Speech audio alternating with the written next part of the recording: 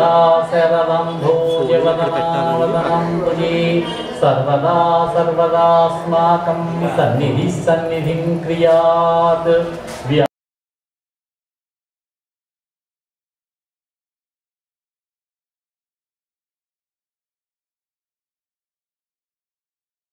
విష్ణురూపాయ వ్యాసరూపాయ విష్ణవే నమో వై బ్రహ్మనిధయే వాసిష్ఠాయ నమో నమః. భండన భీముడు ఆర్తజన బాంధవుడు ఉజ్వల బాణతూన కోదండ కళా ప్రచండ భుజతాండవ కీర్తికి రామమూర్తికి రెండవ సాటి దైవమిక లేడను చుంగడ కట్టి భేదికాడండ అజండముల దినదంబుల నెల్ల అజాండము నిండగ చాటెలను దశరథి కరుణాపయోనిధి.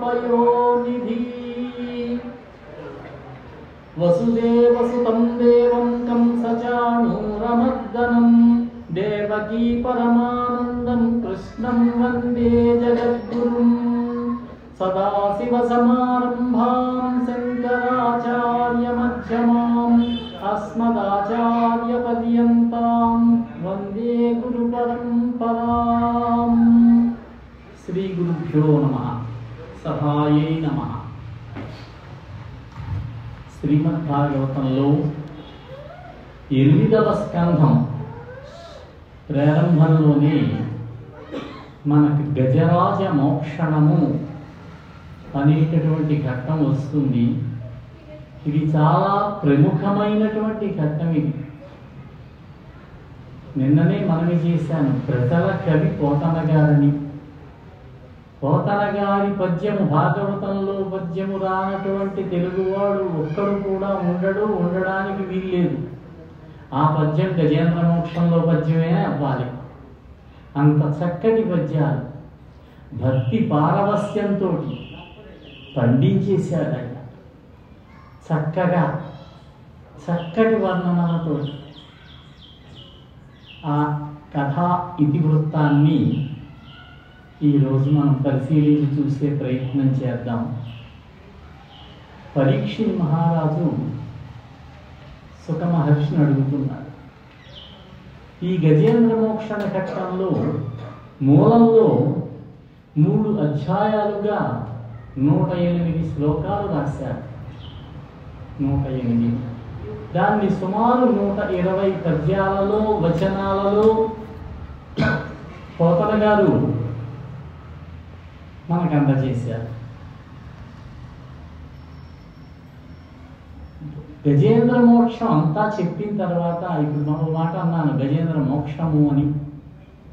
గజేంద్ర మోక్షణము అంతా చెప్పిన తర్వాత ఆఖరి పద్యం, చిట్ట చివరి పద్యం, గజరాజ మోక్షణంబును నిజముగా పఠించునట్టి నిజ భక్తులకు.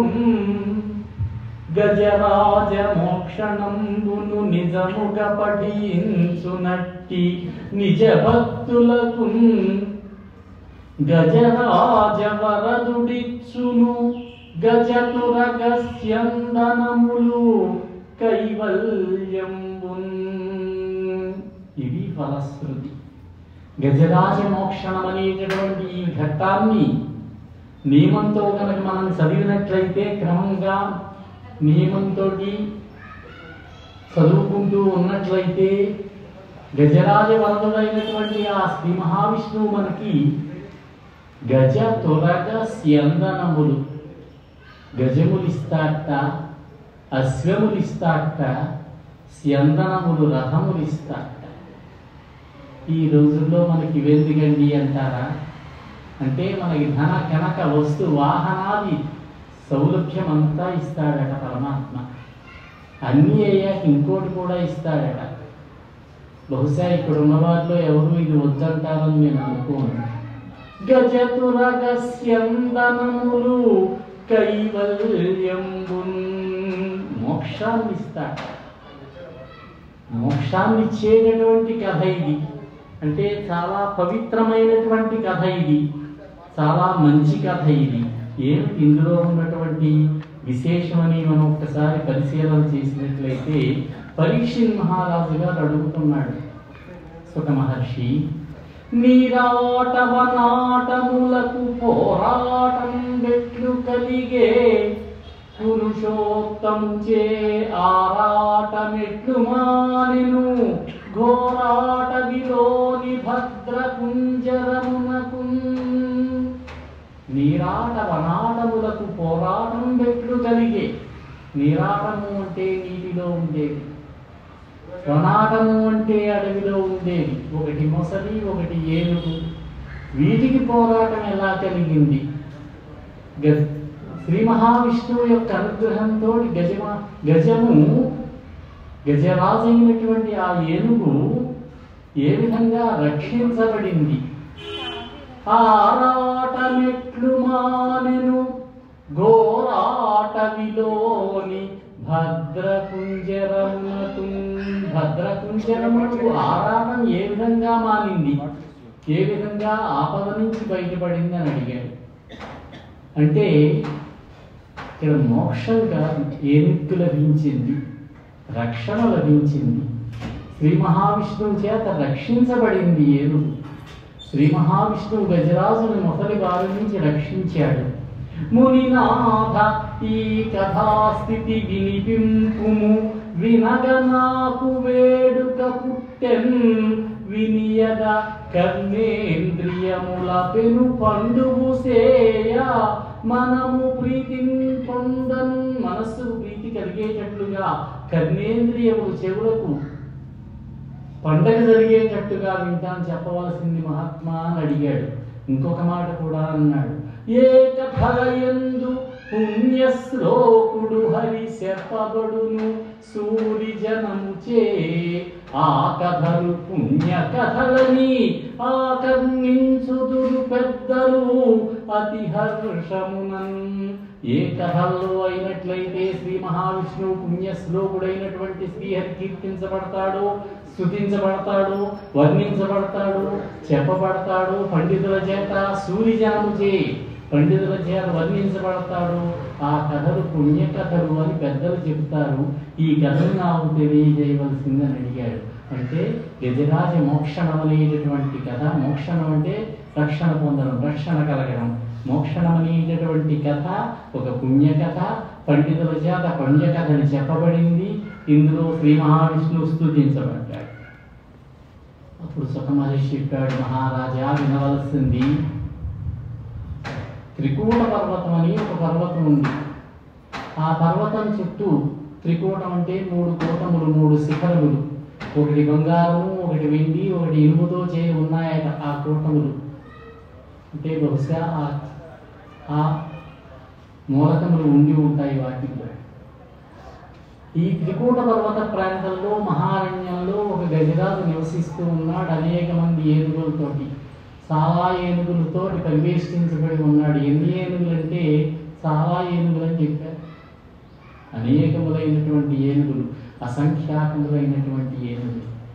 ఈ త్రికూట పర్వతం ఎక్కడ ఉంది అని చర్చ. వైష్ణవీదేవి గుడి ఉంది కాశ్మీర్లో, జమ్మూ దగ్గర. అదే త్రికూట పర్వతం అండి అన్నారు కొంతమంది. ఆబూ పర్వతం ఉంది రాజస్థాన్. అక్కడ 3 పర్వతములు ఉన్నాయి, 3 శిఖరములు. వాటి మీద మూడింటి మీద త్రిమూర్తుల యొక్క ఆలయాలు ఉన్నాయి. ఇప్పుడు ఆ ఆబూ శిఖరమే త్రికూట పర్వతం అన్నారు మరికొంతమంది. ఇంకా కొంతమంది అన్నారు మా దగ్గరే ఉందని. మన వాళ్ళు చాలా బాగా చెబుతారు. మా చిత్తూరు జిల్లాలో ఉన్నటువంటి కార్వేటి నగరం ప్రాంతమే త్రికూట పర్వతం అండి. ఆ చుట్టుపక్కల ఉన్నటువంటి అరణ్యాల్లో ఏనుగులు తిరుగుతూ ఉంటాయండి అన్నారు కొంతమంది. త్రికూట పర్వతం అనే పేరుతోటి ఒక పర్వతము శ్రీలంకలో ఉంది.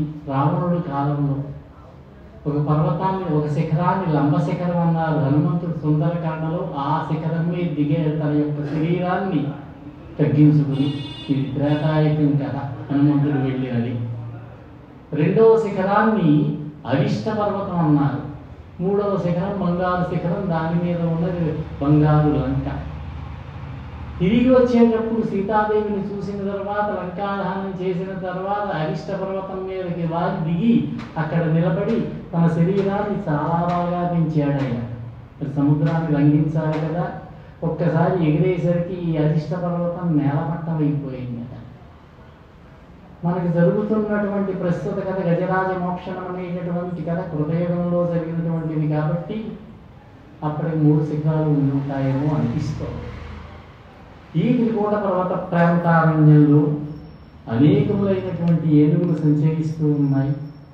వాటి యొక్క రాజుగా ఒక గజరాజు ఉన్నాడు. ఈ గజేంద్ర మోక్షణ కథ చాలా ప్రాముఖ్యమైనటువంటిది, ప్రశస్తమైనటువంటిది. బ్రాహ్మీ ముహూర్తంలో లేచి తెల్లవారుజామున 3:30-4 గంటలకి గజరాజు స్తుతి చేసినటువంటి ఆ గజరాజ స్తవాన్ని కనుక మనం చదువుకున్నట్లయితే చాలా విశిష్టమైనదన్నారు. అలాగే ప్రాతకాలంలో లేచి చదువుకుంది స్మరించడానికి 3 శ్లోకాలు చెప్పారు.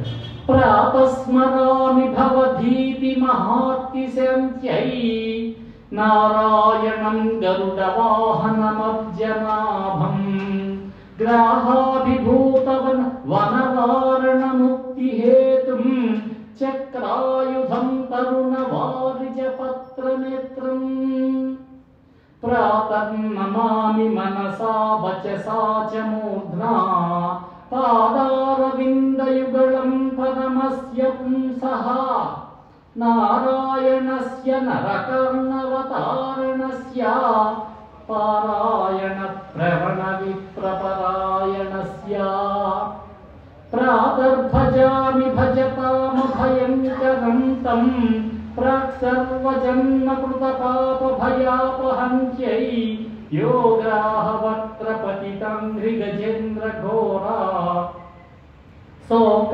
ప్రణాశమకరోద్ధృత శంఖ చక్రః. ఈ 3 శ్లోకాలని కూడా ప్రభాత కాలంలోనే లేచి చదువుకోమని చెప్పారు. స్మరిస్తే మనకి శుభం జరుగుతుంది, మేలు జరుగుతుంది. ఈ త్రికూట పర్వత ప్రాంత అరణ్యాల్లో తిరుగుతూ ఉన్నాయి. ఒక వేసవి కాలంలో సాయం సమయంలో బయటికి షికారుకు బయలుదేరి వచ్చాయి ఆ ఏనుగులన్నీ కూడా. అన్యైశ్చ కకుభః సర్వారత్నధాతు విచిత్రితైః నానాద్రుమలతాగుల్మైః నిర్ఘోషైర్నిర్జరంభసాం. సమస్త ధాతువుల చేత నిండి ఉన్నటువంటి ఆ పర్వత ప్రాంత అరణ్యంలో 10,000 యోజనముల పొడుగు, 10,000 యోజనముల వెడల్పు, 10,000 యోజనముల ఎత్తు ఉన్నటువంటి ఆ త్రికూట పర్వతం పరిసర ప్రాంతాల్లో ఆ అరణ్యంలో ఆ ఏనుగులు సంచరిస్తూ ఉన్నాయి. చుట్టూ వనములు, వరుణుడి యొక్క వనం ఉన్నదట అక్కడ. ఆ వనంలో సంచరిస్తూ ఉన్నటువంటి ఆ ఏనుగులు బయలుదేరి వెళ్ళాయి. దారిలో వాటికి చిన్న చిన్న నీటి మడుగులు, నీటి గుంటలు కనిపించినా కూడా వాటిని కాదొక్కుంటూ వెళ్ళిపోతూ ఉన్నాయి. కానీ ఆ నీరు త్రాగడం లేదు. మొదటైన పెద్ద సరస్సే కావాలి. వెళుతూ ఉన్నాయి. దారిలో కనిపించిన చెట్ల కొమ్మలు విరిచేస్తూ ఉన్నాయి. మంచినీళ్ళు కావాల్సినవి, దాహం వేసినటువంటివి నిదానంగా వెళ్ళాలి. కానీ ఈ పనులు చేసుకుంటూ వెళ్ళాడు ఆ గజరాజు. కొంత దూరం వెళ్ళాక దారి తప్పాడు. కొన్ని ఏనుగులు వేరే మార్గంలో వెళ్ళాయి. ఈ గజరాజు మాత్రం ఇంకొక మార్గంలో పట్టి కొంతమంది ఆడ ఏనుగులు ఆయనను అనుసరించి వెళుతూ ఉండగా ఆయన బయలుదేరి వెళ్ళాడు. ఒక చక్కటి సరోవరాన్ని చూశాడు. చాలా అందమైనటువంటి సరోవరం అది. అటగంచన్ కరణీ విభుండు, అటగంచన్ కరణీ విభుండు నవఫుల్లంభోజ కల్హారము నటదిందిందిరవారము కమట మీనగ్రాహ దుర్వారము వటహింతాల వసాల వసుమనోవల్లీ కుటీ తీరము చటులోద్ధూత మరాళ చక్రబక సంచారంబు కాసారము. అటువంటి కాసారాన్ని చూశాక అంటే ఇక్కడ ఆ సరోవరాన్ని వర్ణించారు. అక్కడ తుమ్మెదలు ఆడుతూ ఉన్నాయట. అక్కడ ఉన్నటువంటి కమలాల మీద, ఆ మడుగులో కొత్తగా విచ్చుకున్నటువంటి కమలాల మీద తుమ్మెదలు అటు ఇటు తిరుగుతూ ఉన్నాయిట. ఆ నీళ్ళల్లో తాబేళ్లు, గొప్ప గొప్ప చేపలు, మొసళ్ళు ఉన్నాయి. చక్రవాకాలు, కొంగలు విహరిస్తూ ఉన్నాయి. దాని గట్టి మీద మద్ది చెట్లు, తాడి చెట్లు, మామిడి చెట్లు మొదలైనటువంటి వృక్షాలన్నీ కూడా ఉన్నాయిట. అటువంటి సరోవరాన్ని చూశాడు. గజరాజుకి దాహంగా ఉన్నదేమో, బయలుదేరి వెళ్ళాడు. విగాహ్య తస్మిన్ అమృతంబు నిర్మలం హేమారవిందోత్పలరేణురూషితం పపౌనికామం నిజ పుష్కరోద్ధృతం ఆత్మానమద్భిః స్నపయం గతక్లమః. ఆ సరోవరంలో ప్రవేశించాడు, స్నానం చేశాడు, మంచినీళ్ళు తాగాడు, అవసరం తీర్చుకున్నాడు. అక్కడ ఉన్నటువంటి పుష్పములు, ఉత్పలములు, పద్మములు, ఆ వాటి మీద ఉన్నటువంటి రేణువుల యొక్క సువాసనలను ఆఘ్రాణించాడు. స్వాదుజలమును తన తొండంతో శుభ్రంగా తాగాడు. మిగిలినటువంటి గజములు కూడా కరేణులు అన్నారు, ఆడగజములు. అవి కూడా మంచినీళ్ళు త్రాగిన బయటికి రావాలి, వచ్చి వాటి మార్గంలో వెళ్ళాలి. విహరించడం మొదలుపెట్టాడు ఆయన. వాటిని చాలా సంతోషింపజేశాడు. తం తత్ర కశ్చిన్ నృప దైవచోదితో, దైవచోదితుడయ్యాడు ఆయన, దైవోపహతుడయ్యాడు. గ్రాహో బలీయాంశరణేరుషాగ్రహీత్ యదృచ్ఛయైవం వ్యసనం గతో గజో యథా బలం సో అతిబలో విచక్రమే. ఆ సరోవరంలో దైవ ప్రేరితము, మహాబలశాలి అయినటువంటి ఒక గ్రాహం ఉన్నది, మొసలి. గజేంద్రుడిని పట్టుకుంది, గజరాజుని పట్టుకుందని సంస్కృతంలో ఇక్కడ దాకా వచ్చారు. ఈ గజరాజు విహరించిన తీరుని పోతన గారు చెబుతున్నారు. ఇఫలోకేంద్రుడు హస్తరంధ్రముల నీరెక్కించి పూరించి చండభ మార్గంబునకెత్తి, ఆకాశంలోకి పైకి ఎత్తాట తొండాన్ని. తొండం నిండా నీటిని పూరించాడు, నింపుకున్నాడు. ఆకాశంలోకి పైకి ఎత్తాడు.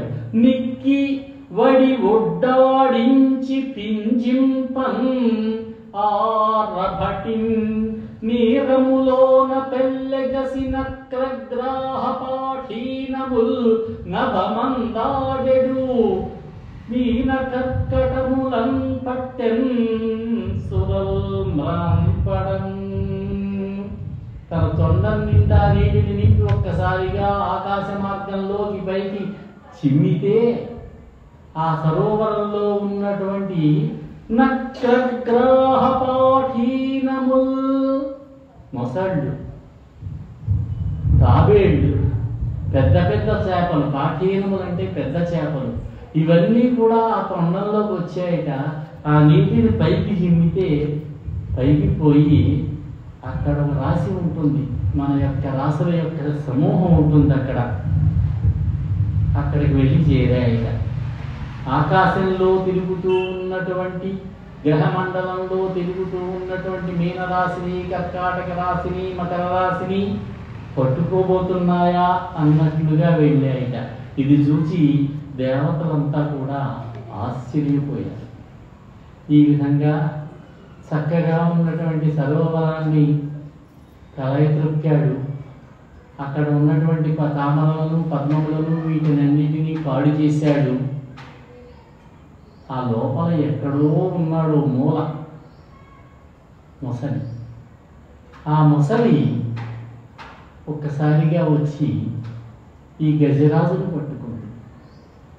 భుగ భుగాయిత భూరి బుద్బుధచ్చటలతో కదలుచు దివికి భంగంబులెగయా భువన భయంకర ఫూత్కార రవమునా ఘోర నక్రగ్రాహ కోటి బెగడా వాల విక్షేప దుర్వార జంఝానిలవశమున ఘుమ ఘుమావర్తమడరా కల్లోల జాల సంఘట్టనంబుల తడి తడీ తటులు తటీతరులు మూలములతో ధరణి కూలా. ఇంత హడావుడిగా చెప్పారు పద్యాన్ని. మడుగులో ఎక్కడో ఉన్నటువంటి ఆ మొసలి చూశాడు. భుగభుగమనేటటువంటి చప్పుళ్లతోటి పెద్ద పెద్ద బుడగలు పుట్టి అలలు వచ్చేటట్లుగా అయింది. అలా బయలుదేరి వచ్చాడు. మొసళ్ళు చేపలు భయపడేటట్టుగా, లోకానికి భయం కలిగేటట్టుగా పెద్దగా ఫుట్కారం చేశాడు. గాలికి సుడిగుండాలు లేచేటట్టుగా ఆ నీటిని వేపాడు, తోకను జాడించాడు. సుడులు తిరిగాయట నీళ్ళ సరోవరంలో. అలల తాకిడి గట్టు మీద ఉన్నటువంటి చెట్లన్నీ కూడా వేళ్లతో సహా పెళ్ళగిరి కూలిపోయాయట. ఆ విధంగా హుంకారం చేస్తూ సరసిలో నుండి పొడగని సంభ్రమించి అదరి కుప్పించి లంఘించి హుంకరించి భానుక బళించి పట్టు స్వర్భానుపగిది. సూర్యుని రాహువు పట్టుకున్నట్టుగా భానుక బళించి పట్టు స్వర్భానుపగిది. ఒక్క మకరేంద్రుడు ఇభరాజును వడిసి పట్టే. ఆయనేమో మకరేంద్రుడు, మకరములకు రాజు. ఈయనేమో ఇభరాజు, ఏనుగులకు రాజు. ఆయన ఈయన్ని పట్టుకున్నాడు. కాలోహి దౌతిక్రమ అంటారు సుందరకాండలో. కాలం చాలా బలమైనటువంటిది. కాలగతిని ఎవ్వరూ దాటలేదు. ఇంతకాలం కూడా ఆ అరణ్యంలో, త్రికూట పర్వత పరిసర ప్రాంతాల్లో ఎంతోమంది ఆడ ఏనుగులతో చాలా వినోదంగా గడుపుతూ ఉన్నటువంటి ఈ గజరాజు వచ్చి ఈ సరోవరంలో దిగి మొసలి బారిన పడ్డాడు. మొసలి పట్టుకుంటే ఏమీ లక్ష్య పెట్టలేదు ఆయన. ఒక్కసారి వెదరించాడు గట్టిగా. అంత దూరం వెళ్ళి పడింది మొసలి. ఈసారి ఏనుగు కాళ్ళను విడిచి తోకను పట్టుకుంది. ఈసారి తోకను పట్టుకుని చీరడం మొదలుపెట్టింది గోళ్లతోటి. యుద్ధం ప్రారంభమైంది ఇద్దరికి. కరిదిగుచు మకరి సరసికి కరిదరికి మకరి దిగుచు కర కరి బెదయన్ కరికి మకరికి కరి భరమనుచు అతల కుతల భటులు అరుదుపడన్.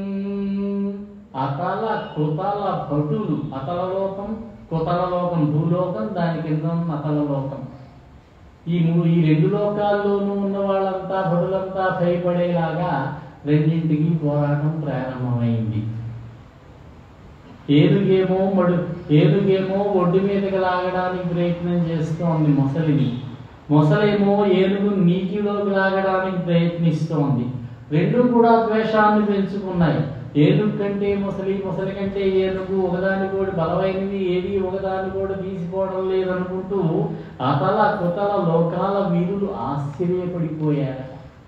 ఏనుగేమో మొసలిని ఒడ్డుకు లాగడానికి ప్రయత్నం చేస్తోంది. నీటిలో ఉన్న మొసలి నిగిడి ఏనుగు పట్టు అన్నారు ఇక్కడే. దీనివల్లే అంత బలమైనటువంటి నీటిలో ఉంటే గనక మొసలి అభిమానంతో పోరాటం చేస్తున్నాయి ఒకదానితో ఒకటి. లోకాలకు భయంకరంగా జరుగుతోంది వాటి మధ్య ఉన్నటువంటి పోరాటం. జవమును చలమును బలమును వివిధములుగా పోరు కరటి వీరతకు భువిన్ దివి మకరమీన కర్కట నివహములు ఒక్కటన మిత్ర నిలయము పొందెన్. ఈ విధంగా ఏనుగుకి మొసలికి యుద్ధం జరుగుతూ ఉంటే ఆ గజరాజు యొక్క పరాక్రమాన్ని చూసి ఆకాశంలో ఉన్నటువంటి ఆ మకరము, మీనము, కర్కాటకము అనేటటువంటి రాసులు ఒక్కసారిగా సూర్యమండలంలోకి చేరాయట, సూర్యమండలంలోకి వెళ్ళాయట. మన ఉన్నటువంటి గ్రహాలలో ఉన్నటువంటి ఈ రాసులన్నీ కూడా వెళ్ళి సూర్యమండలంలో చేరాయట. ఆటోపమ్మున చిమ్మురొమ్మగల వజ్రాభీల దంతంబులన్ తాటించున్నెడ చుట్టి బట్టి హరిదొద్దండాభు సుందాహతిన్ నీటన్మాటికి దిగువగా నీరాటమున్నీటి పోరాటం నోటమి పాడు చూపుటకు అరణ్యాటందు వాచాటమై. నీటిలోకి లాగుతోంది మొసలి. గజరాజు గగ్గోలు పెట్టడం మొదలుపెట్టాడు. గట్టు మీదకి రావడానికి విశ్వ ప్రయత్నం చేస్తున్నాడు. తొండంతో భయంకరంగా దాని మీద దంతాలతోటి పొడుస్తున్నాడు, తొండంతో కొడుతున్నాడు. ఇంద్రుడి భుజంలాంటి తన తొండంతో దాని మెడలు చుట్టి విసిరి కొడుతున్నాడు. దూరంగా కొడుతోంది మొసలి. మళ్ళీ వస్తోంది. జీవనంబు తనకు జీవనంబై ఉంట అలపు శలము అంతకంతకెక్కి మకరముప్పే. నీరు తనకి జీవనాధారం కనుక, తను జీవించేటటువంటి నీటిలోనే కనుక అంతకంతకు మొసలికి స్థాన బలం వల్ల బలం పెరుగుతూ ఉన్నదట. ఇంకొక మాట కూడా చెప్పారు. ఈ పోరాటంలో ఏనుగు యొక్క శరీరం నుంచి రక్తం కారుతోంది, మాంసం కండలు పడుతూ ఉంది నీళ్లలో. అది ఆహారంగా ఉంది మొసలికి. పాపం ఏనుగుకి ఆహారం ఏమిటి? గట్టి మీదకి వస్తేనే కానీ చెట్ల కొమ్మలు దొరకవు. ఈ పరిస్థితిలో గజరాజు ఉన్నాడు. దస్సే మధ్య భమల్ల ముందు బహుళ పక్ష సీత భానుపగిది. కృష్ణపక్షంలో చంద్రుళ్లాగా ఏనుగు అలసిపోతోంది, చిక్కిపోతోంది, నీరసపడిపోతోంది. మకరి తోడ పోరు మాతంగ విభుని ఒక్కరుని దించిరాక కాళ్ళులాగా. మకరి తోడ పోరు మాతంగ విభుని ఒక్కరుని దించిపోవ కాళ్ళు రాక.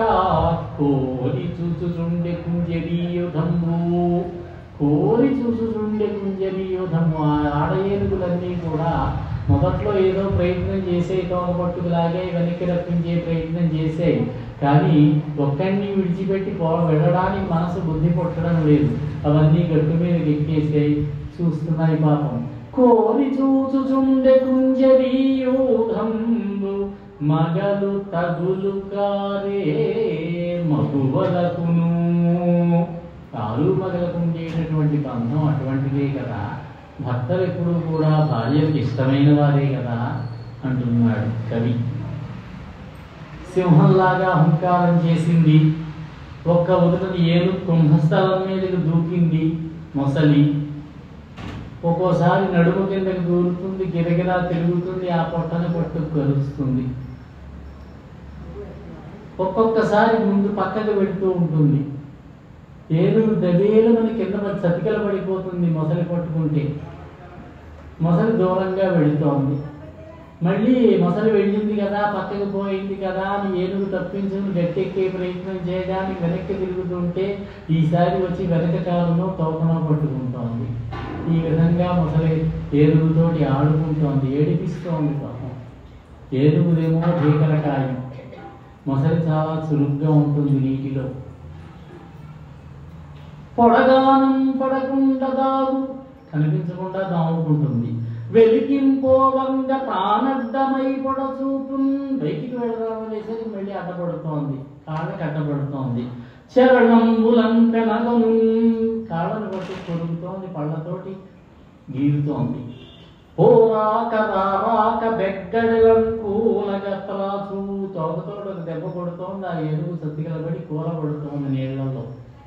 లేచు తరి ఉద్ఘాటించు, మళ్ళీ ఏనుగు లేవడానికి ప్రయత్నం చేస్తుంటే మళ్ళీ వచ్చి తగులుకుంటోంది. లంఘించు బల్బిడి చీరు తలరు మలంకు ఒడియు వేధించు క్రోధించుచు.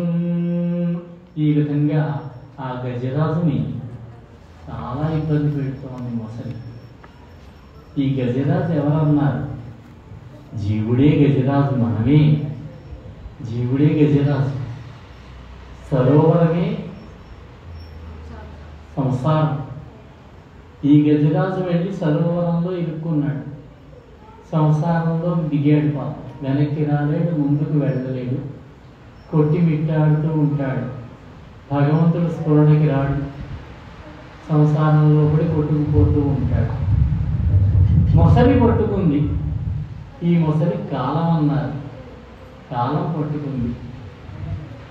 ఈ పరిస్థితిలో ఉన్నాడు గజరాజు. ఈ విధంగా పోరాటం జరుగుతూ ఉంటే రాను రాను గజరాజు యొక్క శక్తి తగ్గుతోంది, ముసలి యొక్క శక్తి పెరుగుతూ ఉంది. పాదద్వంద్వం నేల మోపి, ఓ చక్కటి పద్యం.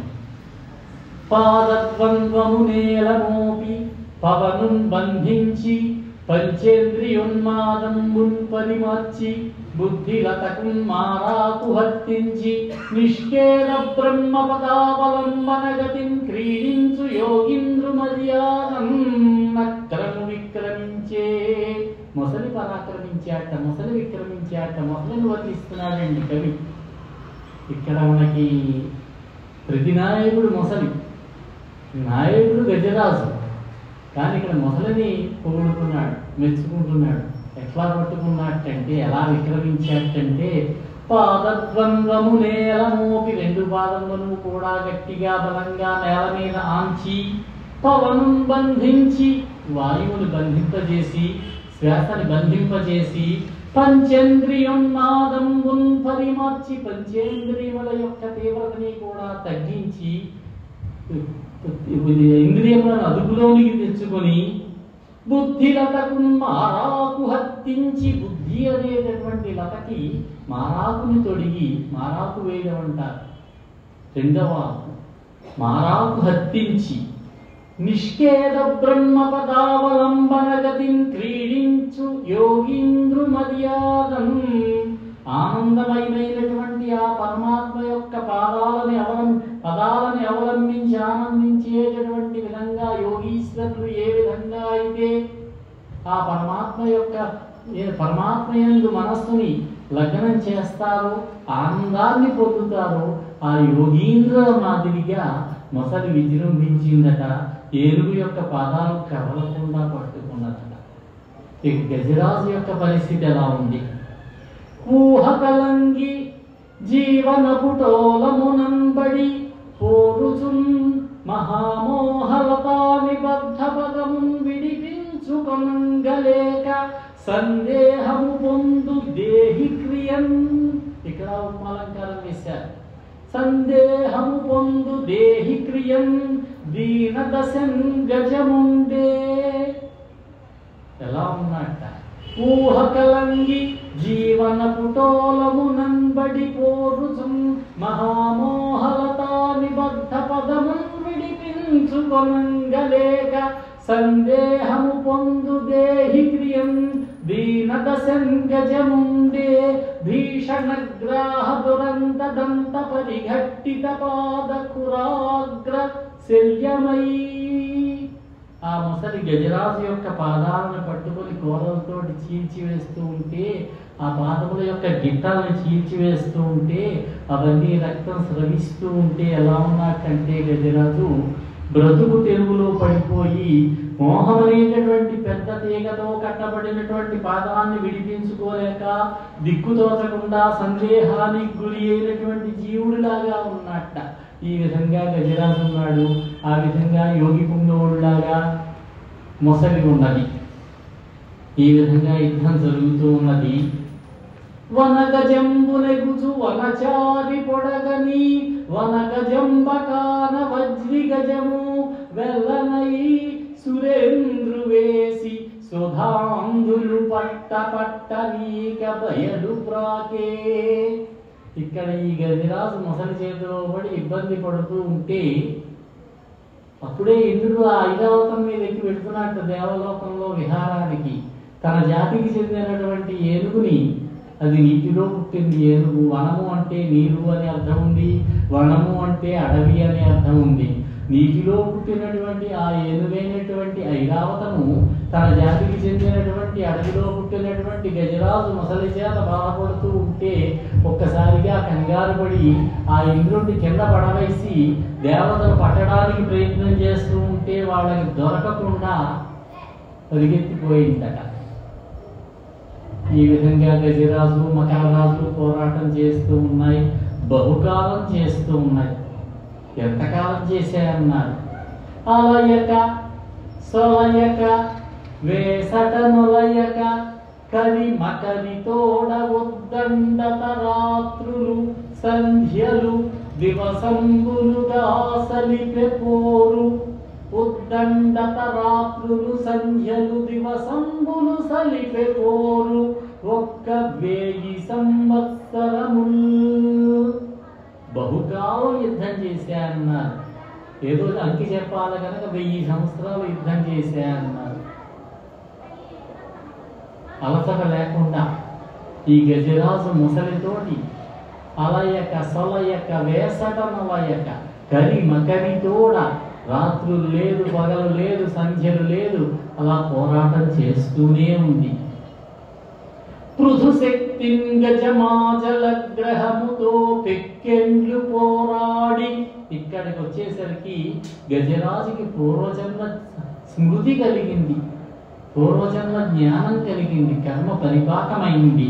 పృథుశక్తిన్ గజమాజల గ్రహముతో పెక్కెండ్లు పోరాడి సంశిథిలం వైతనలావు వైరి బలముం చింతించి మిథ్యామనోరథమింకేటికి దీని గెల్వసరి పోరంచాలరాధంచు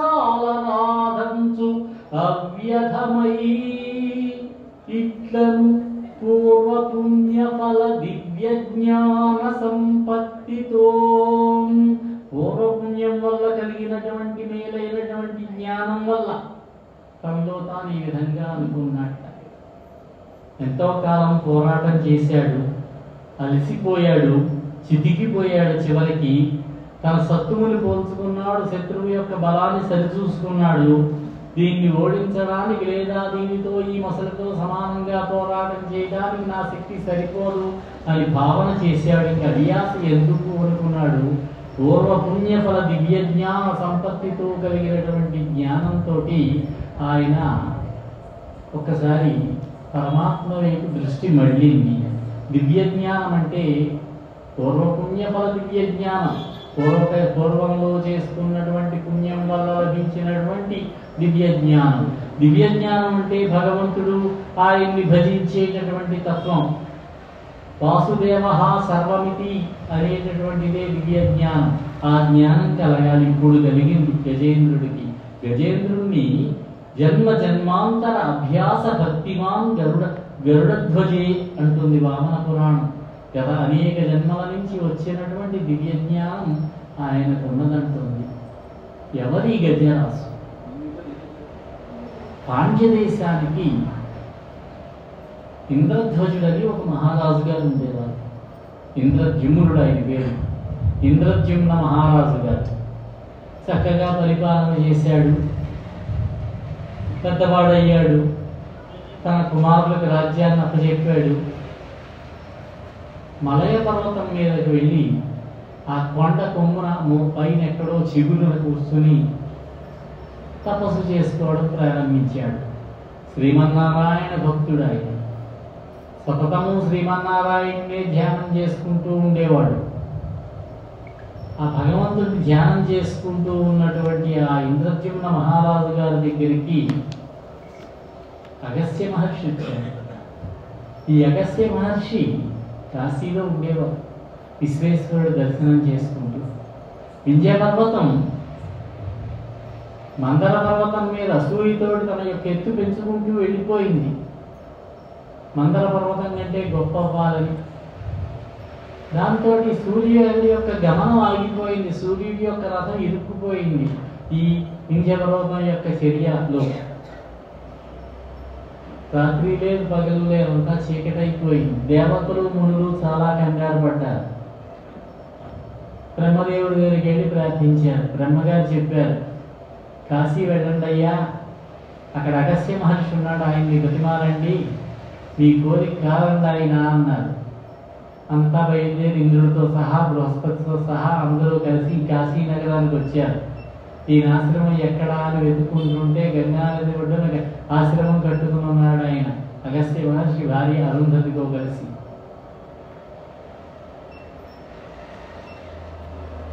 అక్కడికి వచ్చాం.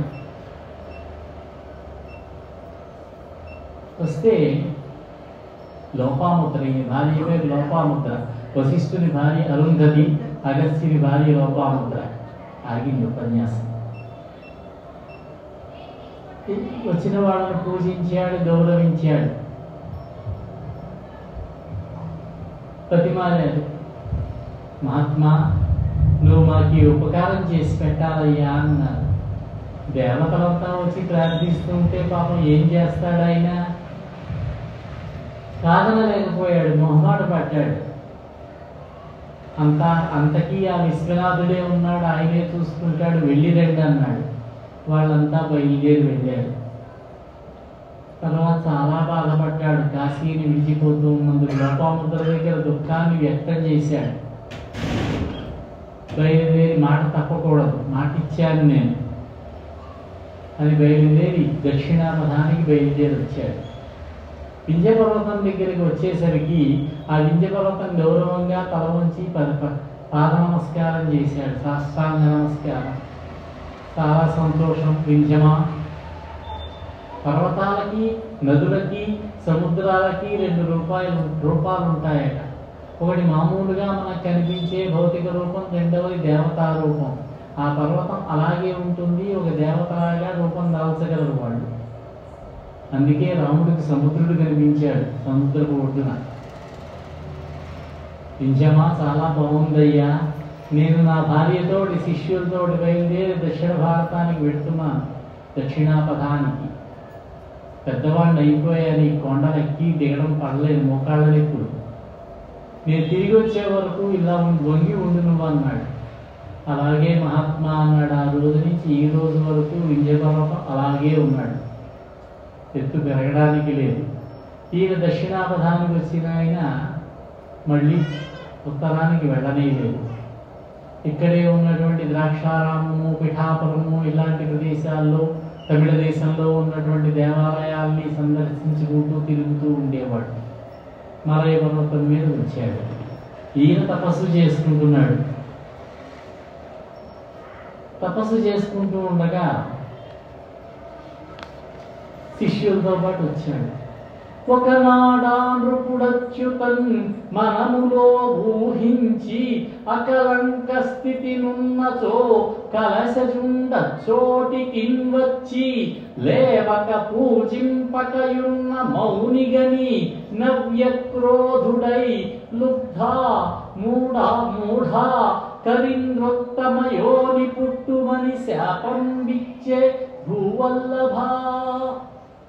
ఆయన్ని చూశాడు. ఈయన లేవలేదు, నమస్కరించలేదు, పూజ చేయలేదు. ఇంద్రజిమ్న మహారాజు గారు, గజైవ మదంథ, మదించి ఉన్నావు నువ్వు, లుబ్ధ మూఢ, ఏనుగు జన్మ ఎత్తన్నాడు. ఆయన ఎందుకు వచ్చాడు, ఈయన ఎందుకు లేవలేదు, ఆయన శాపం ఇచ్చాడు, వెళ్ళిపోయాడు. అంతా దైవ లీల, శ్రీ మహావిష్ణువు యొక్క లీలకి. సర్వజీవుల్లోనూ కూడా నారాయణుడిని చూడాలి విష్ణు భక్తుడు. మనలోనూ నారాయణుడు ఉన్నాడు, ఎదుటి వారిలోనూ నారాయణుడు ఉన్నాడు అనేటటువంటి భావన కలగాలి. తన మనస్సులో మాత్రమే నారాయణుడు ఉన్నాడని భావన చేసి, పూజ చేసి, జపం చేసి వచ్చినటువంటి వాళ్ళని గౌరవించకపోవడం ఇంద్రజిమ్న మహారాజు గారు చేసినటువంటి పొరపాటు. అందుచేత మూఢుడు అన్నారు. రెండవది, తనలో నిలబడి ఉన్నాడు నారాయణుడు. ఇప్పుడు తన మనస్సంతా కూడా నారాయణుడే లగ్నమై ఉంది. ఒకవేళ ఈయన పలకరించి కబుర్లు చెప్పి మాట్లాడి గౌరవించి పూజించినట్లయితే మనస్సులో ఉన్నటువంటి నారాయణుడు చెదిరిపోతాడు, ధ్యానముద్ర చెడిపోతుంది అని ఆలోచించాడు. కాబట్టి లోభి, నువ్వు లోభిలాగా ఉన్నావు, మూఢుడిలాగా ఉన్నావు, గజరాజుపై జన్మించన్నాడు. అంటే ఇంద్రజిమ్న మహారాజు గారికి ఈ జన్మ తర్వాత మోక్షం పొందడానికి అవకాశం లేదన్నమాట, ఇంకొక జన్మ ఎత్తవలసి ఉన్నదన్నమాట. వచ్చి ఈ త్రికూటారణ్య ప్రాంతంలో పడ్డాడు. బహుకాలం వినోదించాడు, ఆ అరణ్యాల్లో క్రీడించాడు, ఆనందించాడు. అనేక ఆరయేనుగులతోటి ఆనందాన్ని పొందినటువంటి వాడై ఈ సంసారంలో పడ్డాడు. ఈ సరోవరంలోకి వచ్చాడు, మొసలి బారిన చిక్కాడు. శక్తి ఉన్నంత వరకు పోరాడుతాం మనం కూడా. ఇంకా శక్తి తగ్గిపోయిన తర్వాత అయినా భగవంతుడి జ్ఞప్తికి రావాలి. మనకి కాల ప్రభావం వల్ల మనం వృద్ధాప్యం వచ్చి ఇబ్బందుల్లో పడ్డా కూడా తనలో తాను అనుకుంటున్నాడు, ఏ రూపంబున తీరి గెల్తూ ఇట మీరే వెల్పు చింతింతూ ఎవ్వారించీరుదును ఎవ్వరడ్డమిక ఇవ్వారి ప్రచారోత్తమం వారింపందగు వారలెవ్వరు అఖిల వ్యాపార పారాయణుల్లేరే నృత్యగా. ఎవరికో నమస్కారం చేసుకోవాలని మాత్రం తోచింది. ఇప్పుడు ఎవరికో దండం పెట్టుకోవాలి, ఎవరినో ప్రార్థించాలి, ఎవరినో స్తుతించాలి, ఎవరినో కీర్తించాలి. లేరే నృత్యద దిక్కుమాలిన మొరాలింపన్ ప్రపుణ్యాత్మకుల్. ఈ ముసలి నేను ఏ విధంగా గెలవగలను, ఏ దేవుణ్ణి ప్రార్థించగలను, ఎవరిని పిలవను, నేను ఎవరు నన్ను కాపాడతారు? భయంకరమైనటువంటి ఈ ముసలిని అడ్డగించేవారెవరు? అటువంటి వారికి నేను నమస్కారం చేస్తాను అన్నాడు. ఈ గజేంద్ర మోక్షణం అనేటటువంటి ఘట్టం ఎంతో మహిమ కలిగినటువంటిదండి, యశోదాయకమైనటువంటిది. కలియుగంలో సమస్త పాపాలను కూడా నాశనం చేసేటటువంటిది, దుఃఖ ప్రణాశకము కూడా. గజరాజు యొక్క స్తవం, గజరాజు శ్రీ మహావిష్ణువును చేసినటువంటి స్తుతి, దీనిని ఆర్తభావంతో పఠించాలి. ఇప్పుడు గజరాజు స్తుతి చేయబోతున్నాడు శ్రీ మహావిష్ణువుని. ఆ ఆర్తభావంతో పఠించేవారు పారలౌకికమైనటువంటి పారమార్థికమైనటువంటి సంకటాల నుంచి, విఘ్నాల నుంచి బయటపడతారు, విముక్తులవుతారు. వారికి అజ్ఞానబంధం తొలగిపోతుంది. ఈ పవిత్ర స్తోత్రాన్ని మనం బ్రాహ్మీ ముహూర్తంలో మేల్కొని కనుక పఠించినట్లయితే మనకి నిర్మల బుద్ధి దొరుకుతుంది. అవసాన సమయంలో, మరణ సమయంలో నిర్మల బుద్ధి లభిస్తుంది, మనకి ప్రసాదిస్తాడు భగవంతుడు.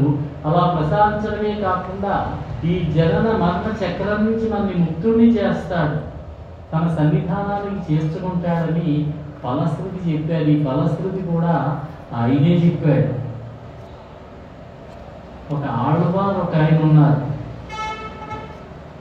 కులశేఖర ఆళ్వార్ అని. 12 మంది ఆళ్వారులు మనకి తమిళనాడులో, తమిళక దేశంలో శ్రీ మహావిష్ణు భక్తుల్లో ఆళ్వారులు ప్రముఖులు. 12 ఆళ్వారులు.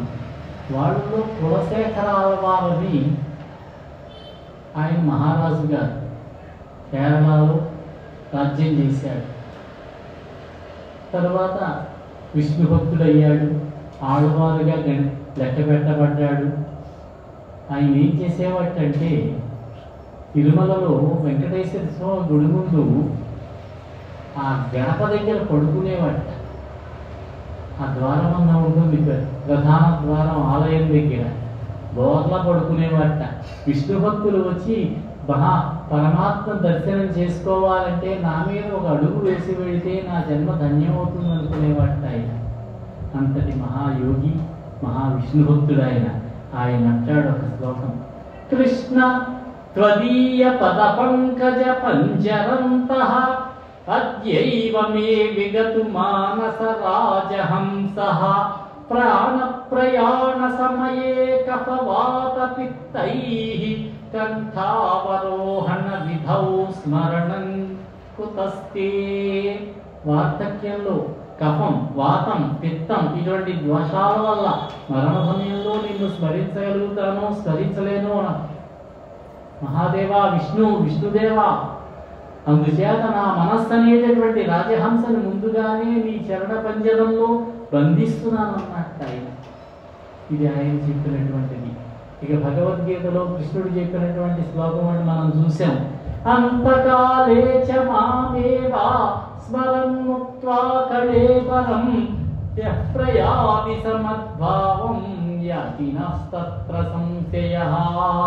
మరణ సమయంలో ఎవరైతే నన్ను స్మరిస్తూ, నన్ను ధ్యానిస్తూ, నన్ను ప్రార్థిస్తూ శరీర త్యాగం చేస్తారో వారు నా స్వభావాన్ని పొందుతారు. అంటే సాక్షాత్తు విష్ణుమూర్తిలాగే అవుతారట వాళ్ళు. ఇందులో సందేహం లేదంటాడు భగవద్గీతలో శ్రీకృష్ణ పరమాత్మ. ఇప్పటికీ గజరాజుకి పూర్వపుణ్యఫల దివ్య జ్ఞానం కలిగింది, భగవంతుడి వైపు మనస్సు తిరిగింది. ఇంకా అనుకుంటున్నాడు తనలో, నానానేక పయూథముల్ వనములోనన్ నానా అనేక పయూథముల్. అనేకములు అంటే ఎక్కువగా నోళ్ళు కలవి, ఏకములు అంటే ఒక నోరు కలవి. మనం అనేక భూములు, ఒకటి కంటే ఎక్కువ నోళ్లు గలవి. ఏనుగు 2 నోళ్లు ఉన్నాయి, ఒకటి తొండం ఉన్నాయి, తొండం ద్వారా తాగుతుంది నీరు, రెండవది అసలు నోరు. నానా అనేక పయూధములు వనములోనం పెద్ద కాలంబు సన్మానింపం 10,00,000,000,000 కరిణీనాథుండనయ్యుండి. కరిణీనాథుడిని, కరణి అంటే ఆడయేనుగు. కరణీనాథుండనయ్యుండి 10,00,000,000,000 కరణీనాథుండనయ్యుండి మద్దానంభః పరిపుష్ట చందన లతంతఛాయలందుండలేక ఈ నిరాశ నిటేల వచ్చితిని భయం వెట్లో కదే ఈశ్వరా. ఈశ్వరా, ఈశ్వర అంటే మనం చూసేటటువంటి ఆ ఈశ్వరుడిని కాదు. ఈశ్వరుడిని ప్రార్థన చేశాడని చెప్పకూడదు. ఇక్కడ పరమాత్మ జగన్నియంత, ఈశ్వర అంటే అది అర్థం. జగన్నియంత, జగత్తును నియమించేటటువంటి వాడా. మహాదేవాన్ని కూడా అంటుంటాను విష్ణువుని, అప్పుడప్పుడు వస్తోంది ఉపన్యాసంలో. పరమేశ్వర, జగన్నాథ, బహుకాలం అనేకములైనటువంటి ఆడ ఏనుగులు నన్ను సేవిస్తూ ఉంటే, ఎన్ని ఏనుగులు అంటే 10,00,000,000,000 10,00,000,000,000 ఆడ ఏనుగులు నన్ను సేవిస్తూ ఉంటే హాయిగా ఆ అరణ్యంలో నా యొక్క మదజలము, నా యొక్క శరీరము నుండి, చెక్కిళ్ల నుండి కారినటువంటి మదజలముతో పెరిగి పెద్దవైనటువంటి చందన వృక్షాల మధ్యలో ఆ నీడలలో సంచరిస్తూ ఉన్నటువంటి నేను ఈ నీరాశకి తేలవచ్చితిని. సాయిబాబా గారిని ఓసారి శ్యామ అడిగారట. ఆయనకి బాగా అసలు శ్యామ గారికి, బాబా రామరావణ యుద్ధంలో 10,00,000,000,000 వానరులు పాల్గొన్నారట కదా. అవునయ్యా పాల్గొన్నారన్నారు. ఈయన ఈ భూమి సరిపోతుందంటావా అన్నట్ట. ఈయన కొంచెం హాస్యంగా మాట్లాడతారు బాబా గారు. ఒకళ్ళ మీద ఒకళ్ళు ఎక్కారులే, మొత్తం అందరూ ఉన్నారు, వాళ్ళలో నువ్వు ఉన్నావు, నేను ఉన్నాను, నీకు తెలీదు, నాకు జ్ఞాపకం ఉందంటే, పూర్వజన్మ స్మృతి నాకు ఉందన్నారు. అలాగా 10,00,000,000,000 ఆడ ఏనుగులు ఈ భూమండలం మీద పడతాయా అనేది ఒక పెద్ద ప్రశ్న. అనేకములైన ఏనుగులు అని ఒక అర్థం చెబుదాం కావాలంటే.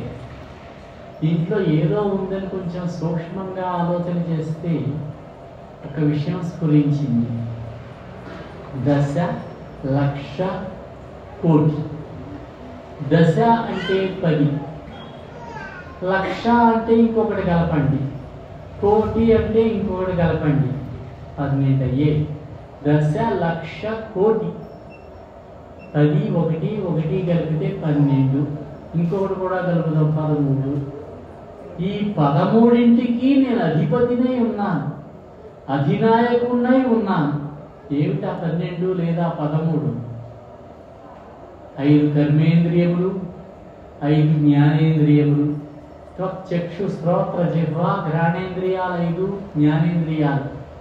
కన్ను, ముక్కు, చెవి, నాలుక, చర్మం. వాక్, పాడి, పాద, పాయి, ఉపస్థలు.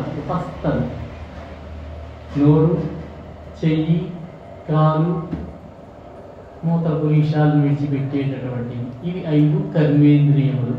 మనిషి బద్ధుడయ్యేది ఈ 10ంటికే, కర్మేంద్రియములకే, జ్ఞానేంద్రియములకే.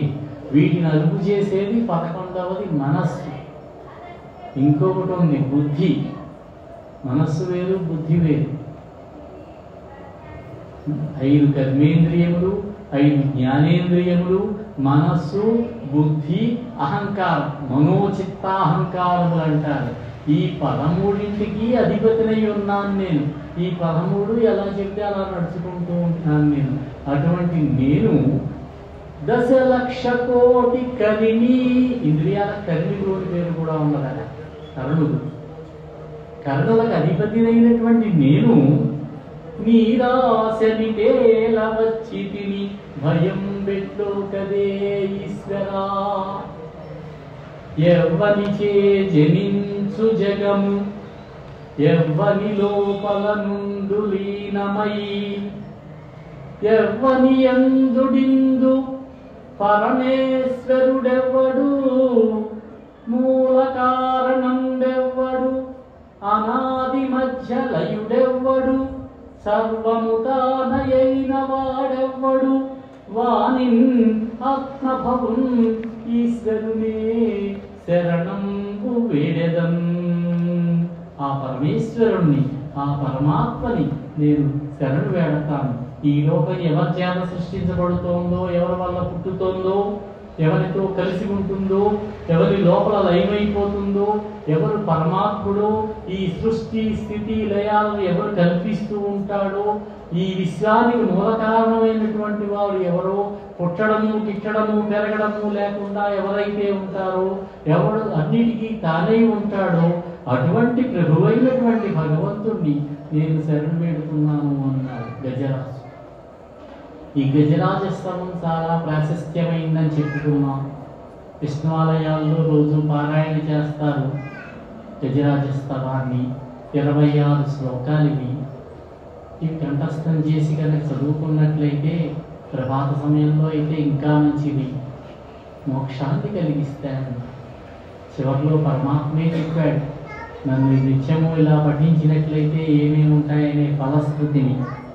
ఏవం వ్యవసితో బుద్ధ్యా సమాధాయ మనోదధి జచాప పరమం జాప్యం ప్రాజ్ఞన్మన్యను శిక్షితం. తన బుద్ధిలో నిశ్చయం చేసుకున్నాడు ఆ గజరాజు. హృదయమును మనస్సును సమాహితం చేసుకున్నాడు. పూర్వజన్మలో నేర్చుకున్నటువంటి ఉన్నాడుగా ఈ యోగ్యమున మహారాజుగా పూర్వజన్మలో నేర్చుకున్నటువంటి శ్రేష్టమైనటువంటి స్తోత్రాన్ని జపించాడు. ఓం నమో భగవతే తస్మై, ఓంకారంతో ప్రారంభించారు. తర్వాత నమః అన్నారు. ఓం నమో భగవతే తస్మై యతయేతచ్చిదత్మకం పురుషాయ ఆదిబీజాయ పరేశాయ అభిధీమతి. భగవానుడైనటువంటి వాసుదేవునికి నమస్కారం. ఆయన వల్లనే ఈ దేహాలన్నీ కూడా చైతన్యవంతములవుతూ ఉన్నాయి.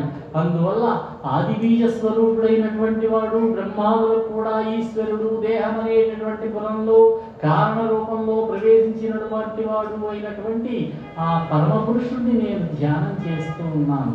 యస్మిన్ ఇదం యతస్య ఇదం ఏనేదం యైదం స్వయం యోస్మాత్ పరస్మాచ్చ పరస్తం ప్రపద్యే స్వయం భువం. ఎవరి యందు ఈ విశ్వం ఉందో, ఏ ఉపాదానము చేత ఉద్భవిస్తూ ఉందో ఈ విశ్వమంతా కూడా ఎవరి చేత సృష్టించబడిందో, స్వయముగా ఎవరి ఈ విశ్వానికి కారణుడో, విశ్వం విష్ణు వశకారః. ఇది భావం. ఎవరు కార్యకారణముల కంటే భిన్నమైనటువంటి వాడో, స్వతసిద్ధమైనటువంటి అటువంటి భగవానుణ్ణి నేను ప్రార్థిస్తూ ఉన్నాను. యస్మిన్ ఇదం యతస్యేదం ఏనేదం యైదం స్వయం యస్మిన్ ఇదం పరమే వ్యోమం సర్వభూతాని. విశుద్ధమైనటువంటి ఆకాశాన్ని అధిష్టానంగా చేసుకుని అందరి హృదయ కుహరాల్లోనూ ఉండేటటువంటి వాడు, నివసించేటటువంటి వాడు అని అర్థం ఈ మాటకి.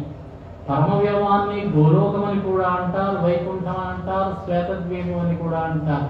ఆ వైకుంఠవాసి, ఆ గోలోకవాసి అయినటువంటి పరమాత్మను నేను ధ్యానం చేస్తూ ఉన్నాను. యతస్య ఇదం యతో వా ఇమాని భూతాని జాయంతే ఏనేదం ఏన జాతాని జీవంతి. అన్నమయ, నేత్రమయ, ప్రాణమయ, శ్రోత్రమయ, మనోమయ, వాంగ్మయములలో స్ఫురించేవాడు ఆ పరమాత్మ. అతడు అన్నాదులలో స్ఫురిస్తాడు. అంటే అన్నాదులన్నీ కూడా భగవంతుడి చేతనే సృష్టించబడుతూ ఉంటాయి. ఎవరి చేత సృష్టించబడుతూ ఉంటాయో, ఎవరి సహయోగంతో, ఎవరి బలంతో జీవిస్తూ ఉన్నాయో అటువంటి పరబ్రహ్మాన్ని నేను ప్రార్థిస్తున్నాను. ఈ సమస్త జగత్తు కూడా నిశ్చయంగా పరబ్రహ్మమే. ఈ జగత్తంతా పరబ్రహ్మము చేతనే ఉత్పన్నమైంది. ఆ బ్రహ్మంలోనే విలీనమవుతుంది. ఆయనే సృష్టిస్తాడు, ఆయనే పోషిస్తాడు, ఆయనే లయం చేస్తాడు. ఆ బ్రహ్మమునందే సమస్త చేతనములను, సమస్త క్రియలను కలిగి ఉంటుంది ఈ బ్రహ్మం. అటువంటి పరబ్రహ్మాన్ని సృష్టించినటువంటి ఆ పరమాత్మకు నమస్కారములు. యస్వాత్మనీదం నిజమాయయార్పితం క్వచిద్విభాతం క్వచిత్తిరోహితం అవిద్ధదృక్సాక్షుభయం తవీక్షతే స ఆత్మమూలో అవతు మాం పరత్పరః. ఒక పరి జగముల వెలినిడి, ఈ శ్లోకానికి సరియైన పద్యం పోతన గారి. ఒక పరి జగముల వెలినిడి ఒక పరి లోపలికి గొనుచు, ఒకసారి బయటికి విడిచిపెడతాట లీలగా పరమాత్మ ఈ జగత్తునంతా కూడా. మరి ఇంకొకసారి లోపలికి తీసుకుంటూ ఉంటాట, అదే లయం అన్నారు. ఉభయము తానై సకలార్థ సాక్షియగు అయ్యకలంకుని ఆత్మమయుని అర్ధితలంతున్.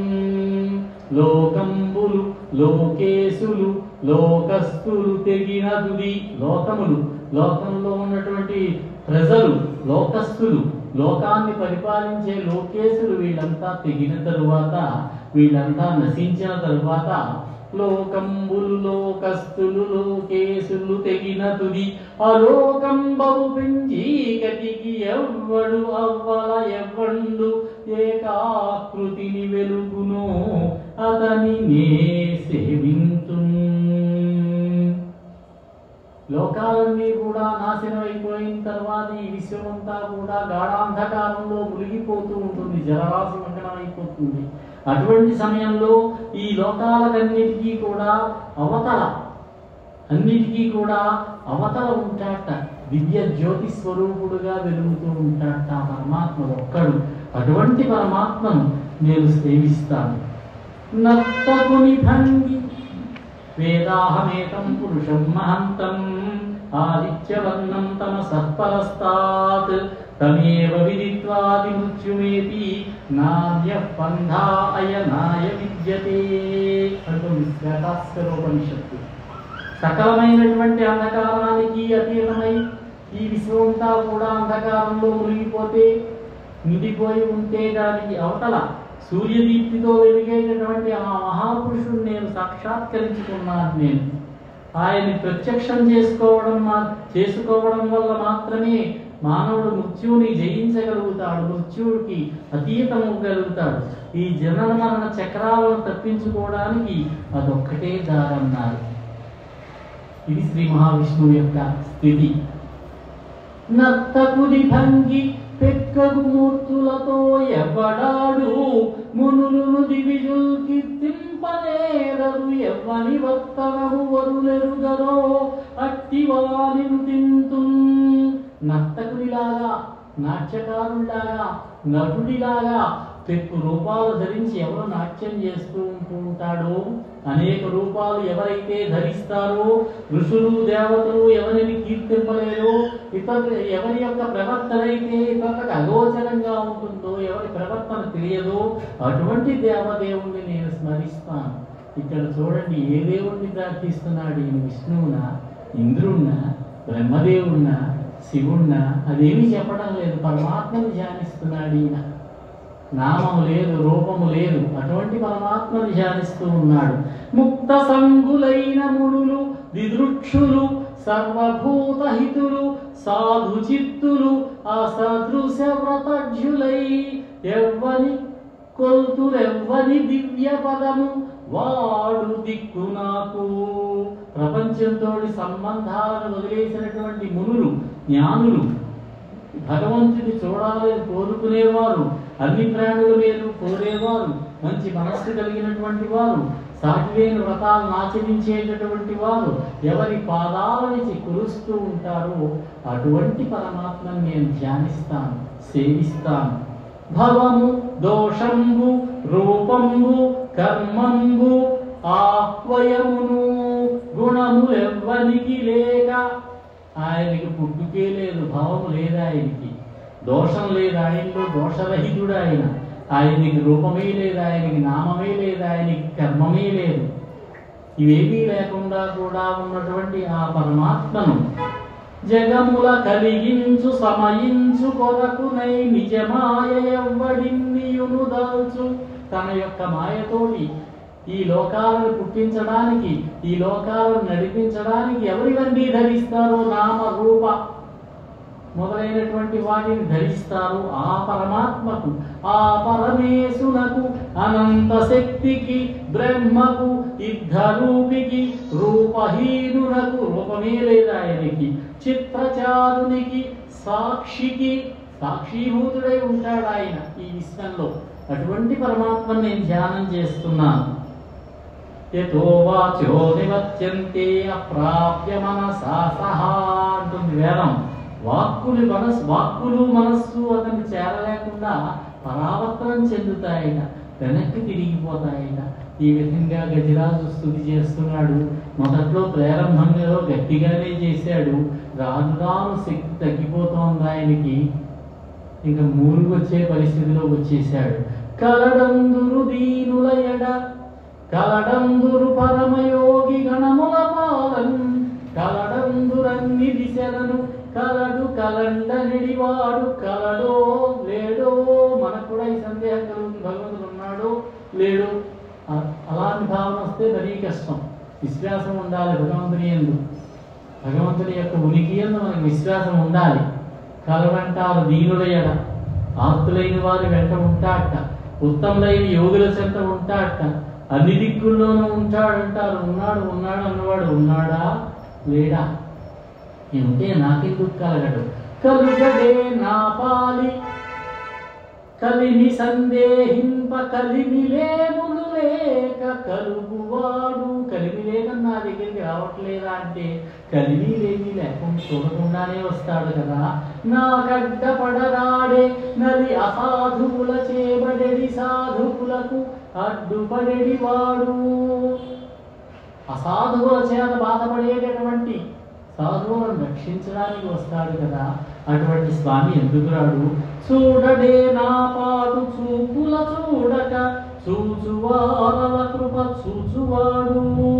అతను బయట చూపులను విడిచిపెట్టి తనను చూచేవారిని దృష్టితో చూచేటటువంటి ఆ పరమాత్మ నా ఎందుకు దివ్య దృష్టిని చూపించడం లేదు, అనుగ్రహ దృష్టిని చూపించడం లేదు? లీలతో నా మొరాలింపడే మొరగుల మొరలెరుంగు తన్ను మొరగువాడు. దీనుల మొరలు తెలుసుడు మన తానే మర్చిపోతాడు, వాళ్ళ రక్షణార్థం పెడతాడు. అటువంటి వాడు నా మొరలు ఎందుకు వినట్లేదు? తప్పక వింటాడు. అఖిల రూపములు తన రూపమైన వాడు, అఖిల రూపములు తన రూపమైన వాడు, ఆది మధ్యంతములు లేక అడరువాడు. ఆది లేదు, మధ్యం లేదు, అంతం లేదు ఆయనకి. అటువంటి పరమాత్మ భక్త జనముల పాలిట పాలివాడు, భక్త జనముల దీనుల పాలివాడు. వినడే చూడడే తలపడే వేగరాడే. నన్ను రక్షించడానికి ఆ పరమాత్మ ఎందుకు రావడం లేదు అని సందేహంలో పడ్డాడు కొంచెం గజరాజు. విశ్వకరు విశ్వదూరుని విశ్వాత్మకుని విశ్వవేద్యుని విశ్వుని అవిశ్వుని శాశ్వతుని అజుని బ్రహ్మ ప్రభుని ఈశ్వరుని పరమ పురుషుని నే సేవింతున్. లోకాన్ని సృష్టి చేస్తాడు ఆయన విశ్వకరుడు. లోకానికి దూరంగా ఉంటాడు విశ్వదూరుడు. లోకానికి అంతరాత్మయే ఉంటాడు విశ్వాత్మకుడు. లోకానికి బాగా తెలుసుకోగలిగిన వాడై ఉంటాడు విశ్వడు, విశ్వవేద్యుడు. లోకమే తానై ఉంటాడు, లోకాతీతుడై ఉంటాడు. పుట్టుక లేకుండా ఎల్లప్పుడూ ఉండేటటువంటి ముక్తికి నాయకుడై ఉన్నటువంటి ఆ పరమాత్మని, లోకాన్ని నడిపిస్తూ ఉన్నటువంటి ఆ పరమాత్మని నేను ఆరాధిస్తున్నాను. ఇంకా శక్తి తగ్గిపోయింది, ఓపిక లేదు, చిన్న మూడు వస్తోంది కొద్దిగా. లావొక్కింతయు లేదు లావా ఒక్కింతయును లేదు. లావు అంటే బలం. లావు గలవాని కంటే భావింపగ నీతి పొరడే బలవంతుండవు. లావు అంటే బలం. లావొక్కింతయు లేదు ధైర్యము విలోలంబయ్యే ప్రాణంబులా ఠాబుల్ దప్పెను. ప్రాణాలు పొడగడుతున్నాయి. మూర్ఛ వచ్చే తనువుండస్యం శ్రమం పయ్యడిన్ నీవే తప్పై తప్పరం బెరుగమన్నింపందగుం దీనునిన్. నీవే తప్పై తప్పరం బెరుగ మన్నింపందగుం దీనునిన్. రావే ఈశ్వరా కావవే వరదా సంరక్షింతు ఉన్నటువంటి ఓ పరమాత్మ రావయ్యా, కరుణించవయ్యా, నన్ను రక్షించవయ్యా, నాలో శక్తి తగ్గిపోయింది. వినుదట జీవుల మాటలు వింటాడట. చదువుదట చనరాని చోట్ల, వెళ్ళకూడని చోట్ల కూడా వెళుతూ ఉంటాడట. శరణార్థులకు ఓ ఎనుదట పిలిస్తే చాలు ఓ అంటాడట. సర్వము కరుదట, అన్ని చూస్తాడట. సందేహమయ్య కరుణాబద్ధి, నా యొక్క ఈ దీనస్థితిని నువ్వు చూడలేదా? నువ్వు అన్నీ చూస్తావట, పిలిస్తే ఓ అంటావుట, అన్నీ చూస్తూ ఉంటావుట. నా యొక్క దీనస్థితిని గమనించి నన్ను రక్షించు పరమాత్మ. ఓ కమలత్త, ఓ వరద, ఓ ప్రతిపక్ష విపక్ష దూర కుయ్యి, ఓ కవియోగ వంద్య. ఇక్కడ కుయ్యి అనే పదం వాడారు. తెలంగాణ మాండలికం అన్నారు దీన్ని. ఒక్కొక్క చోట ఒక్కొక్క పదం వాడుతూ ఉంటారు. ఈయన తెలంగాణ కవి కాబట్టి పోతన్న గారు ఈ తెలంగాణ మాండలికాలు ఆయన భాగవతంలో అక్కడ నటిస్తూ ఉంటాయి. కొన్ని ప్రాంతాల్లో అయితే అల్లరి చేయకురా, గొడవ చేయకురా, గోల చేయకురా అంటారు. ఈ ప్రాంతంలో చెప్పేది కుయ్యి పెట్టకురా, కుయ్యి అనకరా. కుయ్యి ఓ కవియోగ వంద్య, ఓ సుగుణోత్తమ, ఓ శరణాగతామరానోక, ఓ మునీశ్వర మనోహర, ఓ విమల ప్రభావ, రావే కరుణింపవే, తలపవే, శరణార్థిని నన్ను కావవే. ఈ విధంగా ప్రయత్నం చేస్తూ ఉంటే బ్రహ్మ రుద్రాదులు ఎవరూ రాలేకపోయారట ఆయన రక్షించడానికి. ఎందుచేతనంటే వారికి విశ్వమయత లేదు. విశ్వమయత లేకపోవడం వల్ల వాడు రాలేకపోయారు. విశ్వమయత లేని వినియు ఊరక ఉండిరి, అంబుజాసనాదులు అడ్డుపడకుండా ఉండిపోయారు. అంబుజాసనాదులు బ్రహ్మ మొదలైన దేవతలు. విశ్వమయుడు శ్రీ మహావిష్ణువు విశ్వమయుడు కాబట్టి విభుడు విష్ణుండు జిష్ణుండు భక్తియుతునకు అడ్డుపడదలంచే రక్షించడానికి శ్రీ మహావిష్ణువు సంకల్పించాడు. వీళ్ళు తమ తమ లోకాలలోనే వాళ్ళు బలమైనటువంటి వాళ్ళు. వాళ్ళ చేత కాదు ఇతన్ని రక్షించేటటువంటిది. తమ లోకాల్లో మాత్రమే వాళ్ళ అధిపతులు కాబట్టి తమ పరిధులను దాటి ముందుకు రాలేకపోయారు. శ్రీ మహావిష్ణువు వచ్చారు. ఇంకొక విషయం చెప్పారు పెద్దలు. బ్రహ్మదేవుడు సృష్టికర్త, పరమేశ్వరుడు లయకారుడు. ఇప్పుడు కావాల్సింది గజరాజుకు స్థితి కావాలి, స్థితికారుడు రావాలి. స్థితికర్త అయిన శ్రీ మహావిష్ణువు వచ్చాడు. అందుచేతనే ఏం చేస్తున్నాడు ఆ సమయంలో ఆయన? శ్రీ మహావిష్ణువు వైకుంఠంలో ఉన్నాడు. అక్కడికి వినపడింది అతను చిన్నగా హుయ్ అంటే. శ్రీ మహావిష్ణువు ఆ సమయంలో అలా వైకుంఠపురంబులో నగరిలో ఆ మూల సౌధంబుదాపల, నగరిలో ఆ మూల సౌధంబుదాపల, మందారవనంతరమృత సరప్రంతెందు క్రంతోపలోత్పల పర్యంక రమా వినోదియగు ఆపన్న ప్రపన్నుండు విహ్వల నాగేంద్రము పాహి పాహి అన కుయ్యాలించి, మళ్ళీ అక్కడ పెట్టారు కుయ్యాలించి సంరంభి అయి. ఎక్కడున్నాడు విష్ణుమూర్తి? అలా అక్కడెక్కడో ఉన్నాడు దూరంగా. అలా అనే పదం వాడారు. అదిగో అల్లదిగో అంటాం శ్రీహరివాసాన్ని చెబుతూ. అలా వైకుంఠపురములో, ఎక్కడో ఉన్న వైకుంఠపురంలో, నగరులో, ఆ సౌధంలో, ఆ మూల సౌధంబు దాపల. మూల సౌధం అంటే ప్రధాన మందిరం అన్నారు. ప్రధాన మందిరానికి పక్కగా ఒకసారి ఉపన్యాసం చెబుతూ ఆ మూల అని ఆపాను నేను. ఆ మూల సౌధంబు దాపల. ఆ మూల అంటే ఒక ప్రక్కగా, కొంచెం ప్రక్కగా, సౌధానికి ప్రక్కగా అనే అర్థం చెప్పింది. ఏదో పుస్తకంలో చదివింది. ఆ తాత్పర్యం రాసింది కూడా ఒక పండితుడే. ఆయనదే చెప్పారు. దీన్ని ఇంకొక పెద్ద పండితుడు, చాలా పెద్దవారైనా, మరి ఎక్కడ విన్నారో ఎవరైనా ఇంకా చెప్పారో కానీ ఆయన చిన్న విమర్శ చేశారు. ఆ మూల సౌధం అనాలి. మూల సౌధం అంటే ప్రధాన మందిరం అని. అయితే భాగవతం పుస్తకం తిరిగేస్తుంటే ప్రతి స్కంధానికి కూడా పీఠికి రాశారు కరుణశ్రీ గారు, జంధ్యాల పాపయ్య శాస్త్రి గారు. ఆయన ఈ మాట అన్నారు, ఆ మూల ఒక ప్రక్కగా మూలని పక్కగా ఉన్న సౌధం పక్కని అని ఆయన అర్థం చెప్పారు. ఆ మూల సౌధంబుదాపల ప్రధాన మందిరానికి పక్కగా దగ్గరగా ఒక ప్రక్కని మందారవనంతరమృత సర్వప్రంతేందు, మందార పుష్పములతో కూడి ఉన్నటువంటి, మందార వృక్షం అంటే పారిజాత వృక్షాలతో కూడి ఉన్నటువంటి సరోవరం ప్రక్కన, ఆ వృక్షాల పక్కన ఉన్నాయి, సరోవరం ఉన్నది, దాని పక్కనే ఉన్నటువంటి సలువరాతి తిన్నె మీద కూర్చుని ఉన్నట్ట ఆయన. అమ్మవారితోటి పాచికలాడుతూ ఉన్నట్ట, లక్ష్మీదేవితోటి వినోదిస్తూ ఉన్నట్ట. పర్యంక రమా వినోదియగు ఆపన్న ప్రపన్నుండు, లక్ష్మీదేవితోటి వినోదిస్తూ ఉన్నటువంటి పరమాత్మ ఆ ఆటలో ఆయన గెలిచారట. ఆవిడ ఉన్నట్టుండి లేచింది, ఆ చీర కొంగు పట్టుకున్నట్ట. సరిగ్గా అప్పుడు వినపడింది.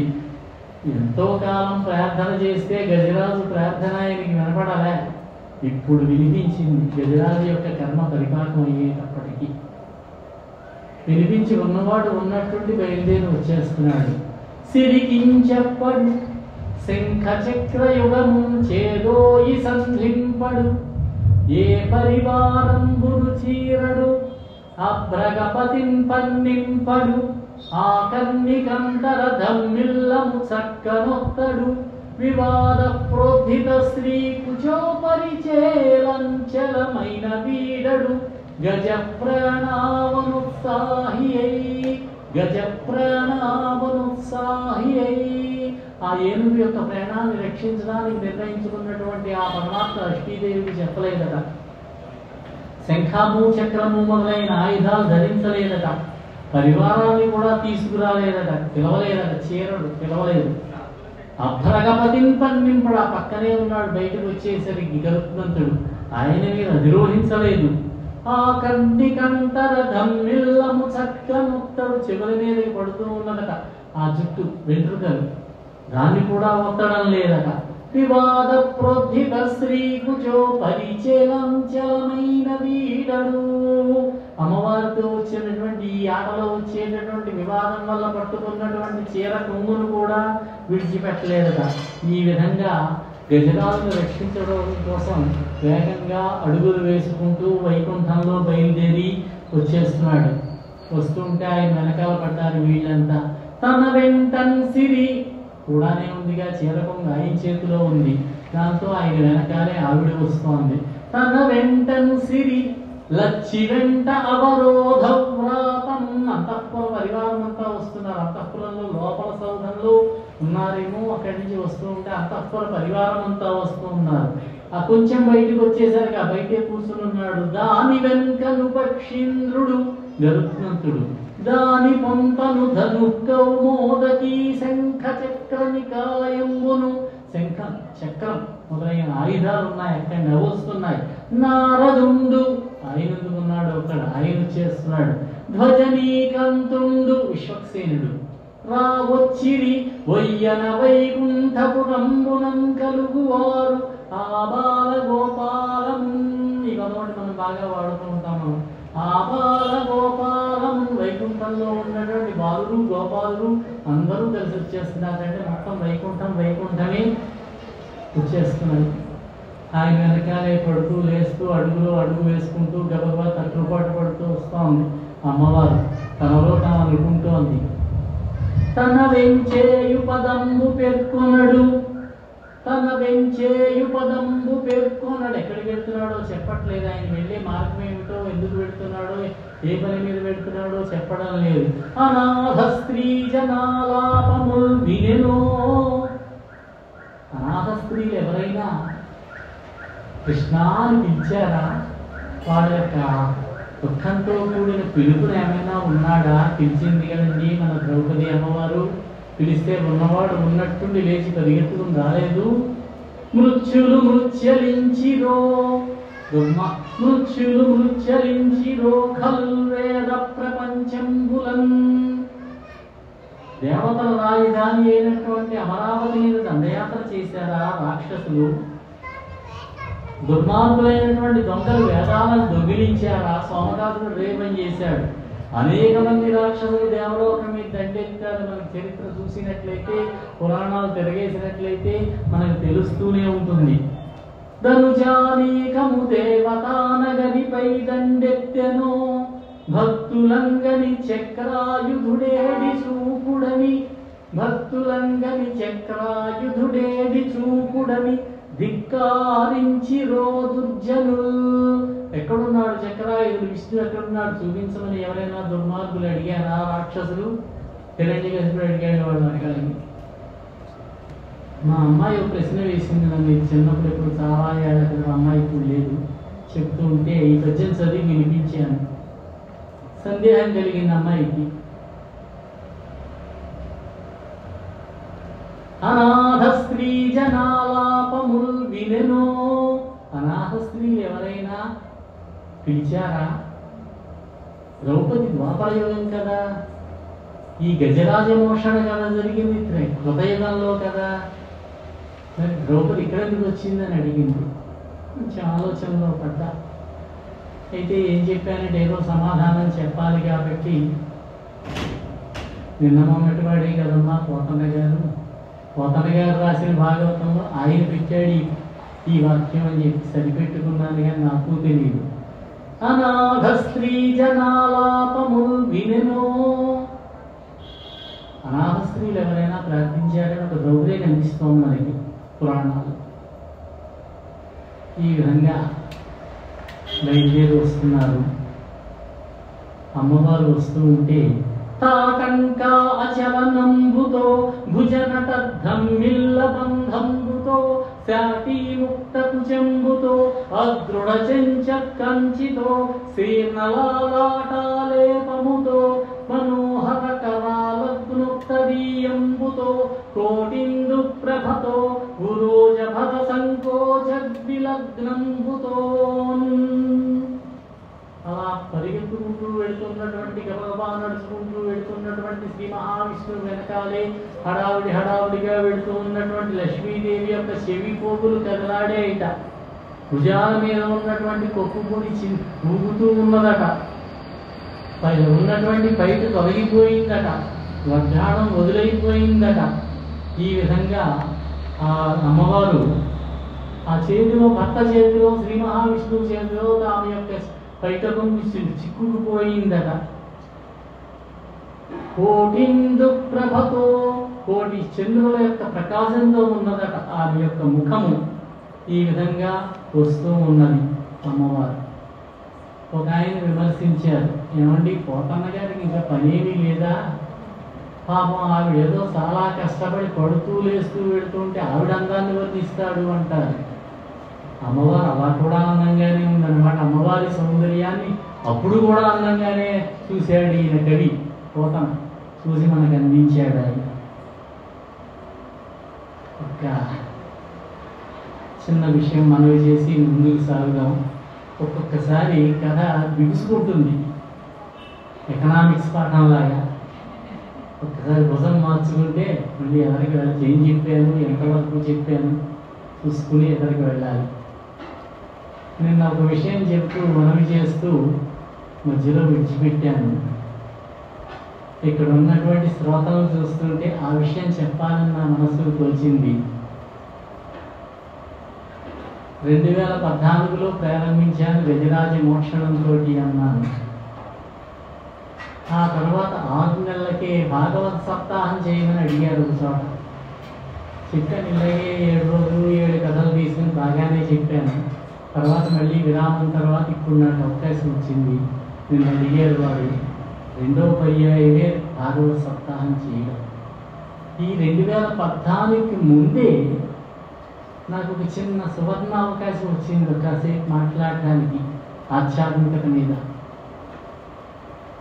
అప్పట్లో నేను ఒక ఊర్లో ఉద్యోగం చేస్తూ ఉండేవాడిని. 1994, 95 అంటే 30 సంవత్సరాల క్రిందటి మాట. అక్కడికి స్వామివారు వచ్చారు, చిన్నజీయర్ స్వామివారు. అప్పుడు చిన్న వయసులో ఉండేవారు ఆయన. 3 రోజులు ఉండి విష్ణు సహస్రనామ పారాయణ, ఆయన యొక్క అభిభాషణ జరిగే ఈ ఆలయ నిర్మాణానికి వారి యొక్క ఆశీస్సులు లభించాయని విన్నాను. చాలా సంతోషం. ఆ నిర్వాహకులు కుర్రాడు వాళ్ళు. ఒక రోజు నన్ను ముఖ్య అతిథిగా రండి అన్నారు. నేనేమిటండి ముఖ్య అతిథి ఏమిటండి అన్నాను. అబ్బే రావాలండి అన్నారు. సరే వస్తానులేండి అన్నా. 4 రోజుల తర్వాత వచ్చి మీరు అక్కడ సందేశం ఇవ్వాలండి అన్నారు. ఇంట్లో నాకు కోరు మొదలైంది. ఏమంటే ఏమైనా తయారవుతున్నారా, ఏమైనా చెప్పడానికి తయారవుతున్నారా అని. ఏమవుతాను, చూద్దాంలే అనుకున్నా. సమయం రానే వచ్చింది. స్వామివారికి పెద్ద సింహాసనం లాంటి కుర్చీ వేశారు. ఆ పక్కన అర్భకుడికి కుర్చీ వేసి కూర్చోబెట్టారు. ముఖ్య అతిథి అన్నారు. స్వామివారు నాకేసి చూస్తూ ఉన్నారు. దగ్గరగానే ఉన్నాం వేదిక మీద. మాట్లాడమన్నారు. సందేశం ఇవ్వమని అడిగారు. అని మాట్లాడాను. దగ్గరగా 10 నిమిషాలు మాట్లాడాను. అసలు మాట్లాడవలసింది వారు కనుక, వారి అభిభాషణం వినాలి కనుక నేను 10 నిమిషాల్లో తేల్చాను. 3 రోజులు 3 ముఖ్య అతిథులు వెళ్ళాం. DCTO గారు మాట్లాడింది చాలా బాగుంది, మిగతా వాళ్ళతో పోలిస్తే అన్నారు. అంటే నాకు ఇచ్చిన కితాబ్ అన్నమాట. వారి కుర్చీలు చాలామంది ఉన్నారు కనుక ఆ విషయం చెప్పాలని మనసుకు తోచింది. తర్వాత ఇంకొక పర్యాయం వారిని కలిసి వారు ఒక పుస్తకం ఒకటి ముద్రణ చేయిస్తూ ఉంటే, గోల్డెన్ గిఫ్ట్ అని భగవద్గీత ముద్రణ చేయిస్తూ ఉంటే ఏదో ఇతోధికంగా కొద్దిగా నా చేయి కూడా వేశాను. ఆ విధంగా స్వామివారితో పరిచయం అయింది. వారి అనుగ్రహంతో నిర్మించబడినటువంటి ఈ ఆలయంలో చెప్పడం చాలా ఆనందంగా ఉంది. ముఖ్యమైనటువంటి ఘట్టం. ఇక్కడ ఉన్నాం మనం. లక్ష్మీదేవి పరిగెత్తుకుంటూ వెళుతోంది. చాలా ఇబ్బంది పడుతుంది పాపం. ఎక్కడికి వెళ్తున్నాడో ఈయన తెలియడం లేదు. అడుగుదామా వద్దా అనుకుంటోంది. అడిగితే చెప్తాడో చెప్పడో. ఇంతవరకు వెనకాల వీడు వస్తున్నట్టు ఆయన చూసుకోలేదు. ఒకసారి అడిగినట్టయితే ఎందుకు వచ్చావు, నువ్వు గో బ్యాక్ అంటాడేమో అనేది భయం ఆవిడికి. అడుగుదామా వద్దా, అడిగితే చెబుతాడా చెప్పడా. ఓ చిన్న పద్యం. అడిగెదనని కడుబడి జను అడిగిన తను మగుడనుడువడని అడయుడుకున్ వెడవెడ చిడిముడి తడబడ అడుగిడదు జడి మనడుగిడు నెడలన్. నీకు సరిగ్గా అర్థమైనట్లేదు, మళ్ళీ చెప్తాను. అడిగెదనని కడుబడి జను అడిగిన తను మగుడనుడువడని అడయుడుకున్ వెడవెడ చిడిముడి తడబడ అడుగిడదు జడి మనడుగిడు నెడలన్. మన వాక్శుద్ధి కలగాలంటే ఇలాంటి పద్యాలు చదువుకుంటూ ఉండాలి. ఇందులో ఏదో చిన్న చిత్రం కనిపిస్తోంది. పద్యం మనకి అర్థం కాకపోయినా ఇందులో ఏదో అందం కనిపిస్తోంది. ఇక్కడ శబ్దాలంకారం పెట్టాడు ఆయన, ఉచ్చరిత్రాలంకారం అని. మొత్తం ఈ పద్యం కన్న పద్యంలో 62 అక్షరాలు ఉన్నాయి. అందులో 23 అక్షరాలు డకారాలే ఉన్నాయి. డా తిరిగి వస్తూ ఉండేసరికి మనకేదో బాగా ఉంది ఈ పద్యం, చాలా ఏదో గమ్మత్తుగా రాసేది నాకు పోతన్న గారు అనిపిస్తోంది. అడుగిడు నెడవన్ అడిగెదనని కడుబడి చను. అడుగుదామని 2 అడుగులు ముందుకేస్తోంది. అడిగిన తను మగుడ నుడువడని అడయుడుగున్. అడిగితే చెబుతాడో చెప్పడో అని అడగకుండా 1 అడుగు వెనక్కి తగ్గుతోంది. అడిగెదనని కడుబడి చను అడిగిన తను మగుడ నుడువడని అడయుడుగున్ వెడవెడ చిడిముడి తడబడ అడుగిడు. ఒకసారి అడుగు ముందుకు వేస్తోంది. అడుగిడదు, మళ్ళీ వెనక్కి వస్తోంది. జడిమన్ అడుగిడు నెడలన్. అదొక రకమైనటువంటి జడిమతోటి. జడిమ అంటే పారవస్యం. ఏం చేస్తుందో తెలియడం లేదు ఆవిడికి. ఆయన వెనకాల పడి అలా పోతూ ఉందంతే ఆవిడ. ఆ విధంగా వెళుతోందిట. ఇంకా వర్ణిస్తున్నాడు పోతన్న గారు. చూశారు దేవతలు. శ్రీ మహావిష్ణువు ముందు, వెనకాల లక్ష్మీదేవి. సనుదెంచంఘనుడల్లవాడే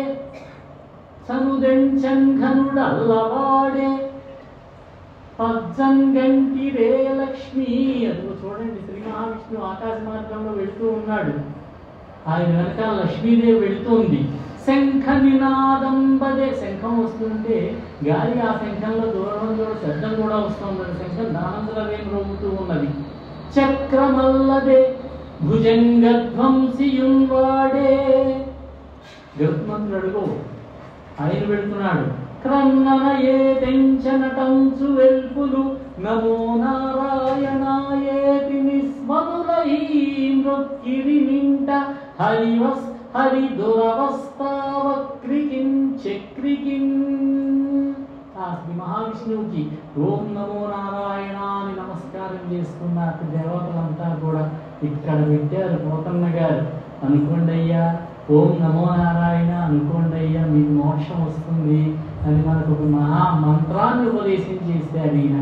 నమో నారాయణాయ నమో నారాయణాయ అనుకోండి అన్నారు ఆయన. ఈ విధంగా వెళ్తూ ఉండగా ఆ నది దగ్గరికి వచ్చాడు, సరస్సు దగ్గరికి.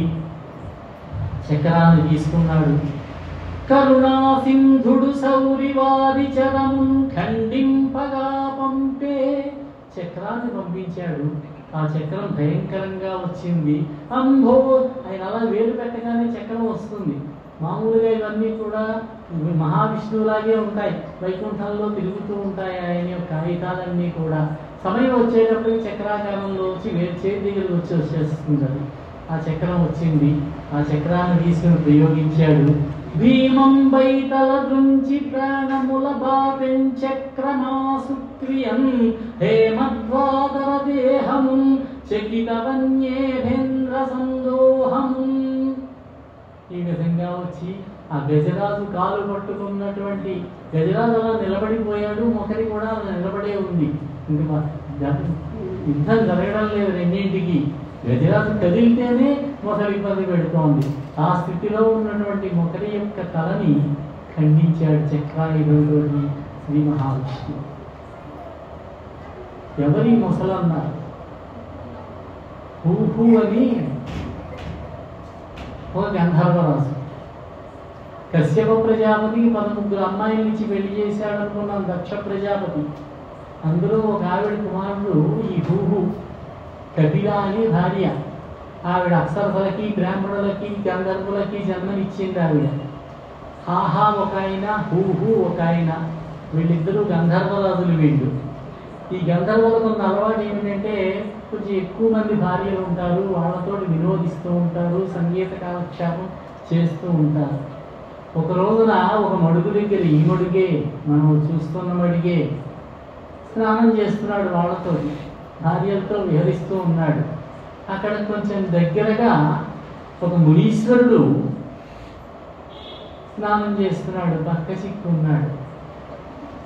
స్నానం చేస్తుంటే చూస్తూ ఉండండి, నేను ఇప్పుడు ఏం చేస్తాను అన్నాడు భార్యలతోటి. నీటిలో మునిగాడు, మునిగీత కొట్టుకుంటూ వెళ్ళాడు. ఆయన కాలు పట్టుకు లాగాడు, కింద పడ్డాడు. ఆయన పాపం కంగారు పడ్డాడు. ఇతను పైకి లేచి పక్కపక్క నవ్వుతున్నాడు. దుష్టుడా, నువ్వు నన్ను ఇలా మొసలిలాగా పట్టుకుని బాధించేవు కదా, మొసలి పడున్నాడు.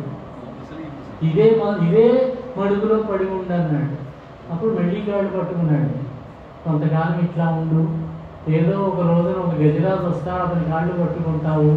యుద్ధం జరుగుతున్నప్పుడు శ్రీ మహావిష్ణువు యొక్క చక్రాయుధంతో నువ్వు పూర్వరూపాన్ని పొందుతో మళ్ళీ గంధర్వుడు అవుతావు అని చెప్పి శాపం ఇచ్చాడు. ఆ విధంగా ఆ మకరమునకు హూహూ నామ గంధర్వుడికి మోక్ష విముక్తి కలిగింది.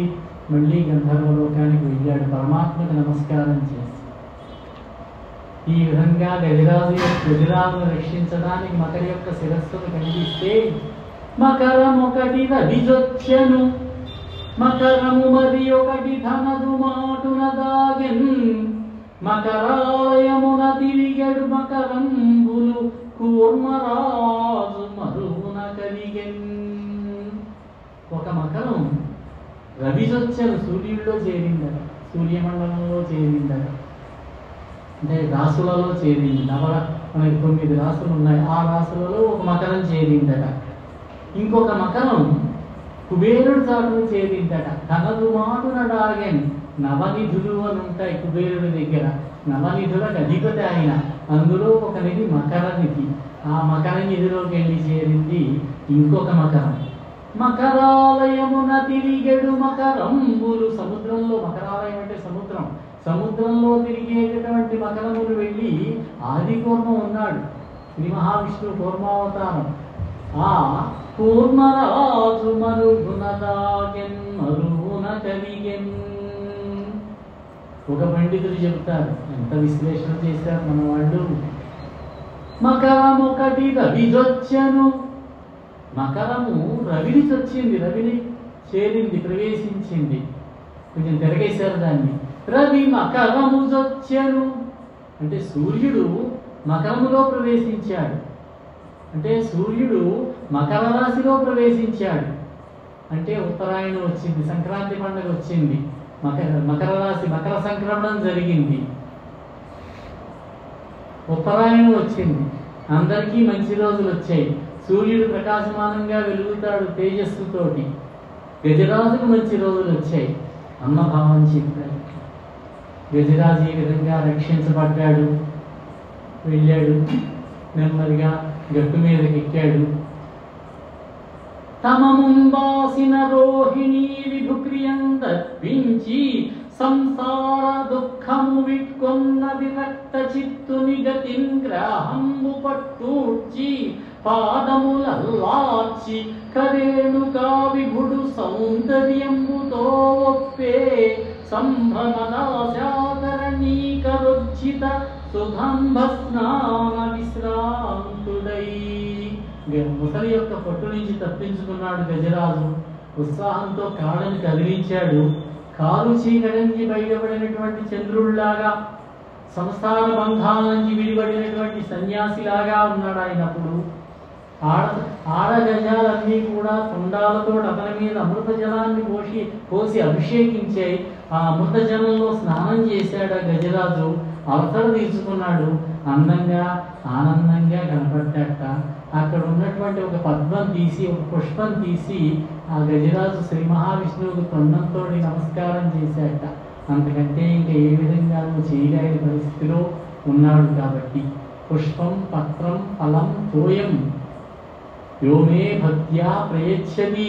శ్రీకృష్ణ పరమాత్మ అంటాడు గీతలో, పుష్పం ఇదిగో గజరాజు, పత్రం అమ్మవారు ద్రౌపదీదేవి, అమ్మా నాకు కొంచెం ఆకలిగా ఉంది, ఏమైనా పెట్టమ్మా అన్నట్ట. అమ్మయ్య నువ్వు కూడా పరీక్షిస్తున్నావా? ఇప్పుడే దూర్వాసుల వారు 10,000 మంది శిష్యులతో స్నానానికి వెళ్ళాడు, భోజనానికి వస్తాడు, నా భోజనం అయింది, ఈ పాత్రలో ఇంకా భోజనం దొరకదంది ఆవిడ. అరణ్యపురంలో కదా మహాభారతం. చూడమ్మా, చిన్న కొద్దిగా అయినా ఉంటుంది అంటే చిన్న తోటకూర మొక్క కనబడిందట. అమ్మా ఇదిగోని తింటాను అని చెప్పి తీసి నోట్లో పెట్టుకున్నాడు. తుభ్యమం సంప్రదే నమమా అన్నాడు. అక్కడ దూర్వాసుడికి 10,000 మంది శిష్యులకి బొజ్జలు తిరిగిపోయాయి. ఏమీ తినలేని పరిస్థితికి వచ్చేసారు.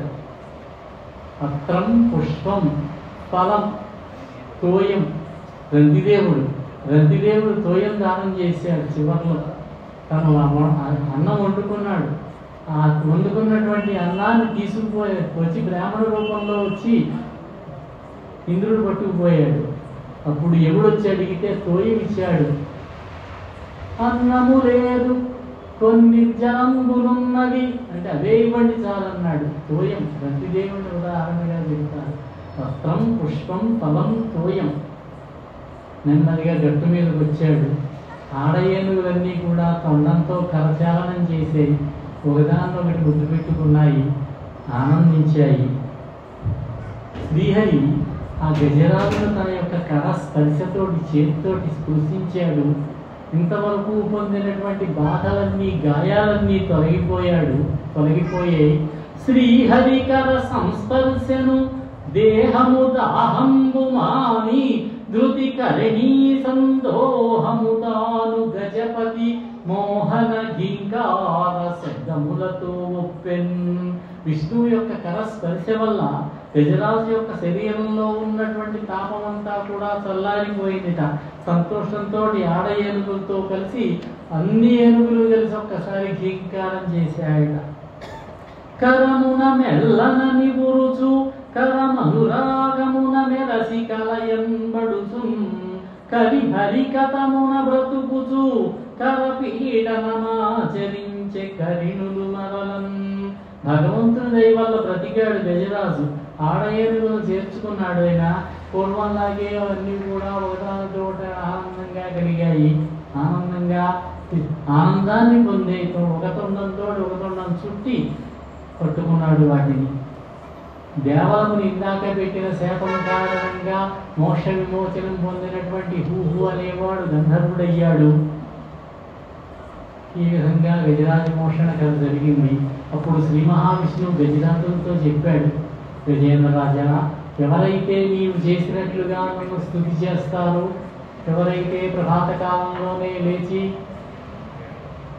నేను చెప్పినటువంటి స్మరిస్తారో, యోమం త్వం చ సరస్యేదం గిరికందన కాననం వేత్రకీచక వేణూనాం గుల్మాని సురపాదపాన్ శృంగాణీమాని దిష్ట్యాని బ్రహ్మణో మే శివస్య చ క్షీరోదం మే ప్రియం ధామా శ్వేతద్వీపం చ భస్వరం శ్రీవత్సం కౌస్తుభం మాలాం గదాం కౌమోదకీం మమ సుదర్శనం పంచజన్యం సుపర్ణం పతగేశ్వరం శేషం చ మత్కలాం సూక్ష్మాం శ్రియం దేవీం మదస్త్రయాం.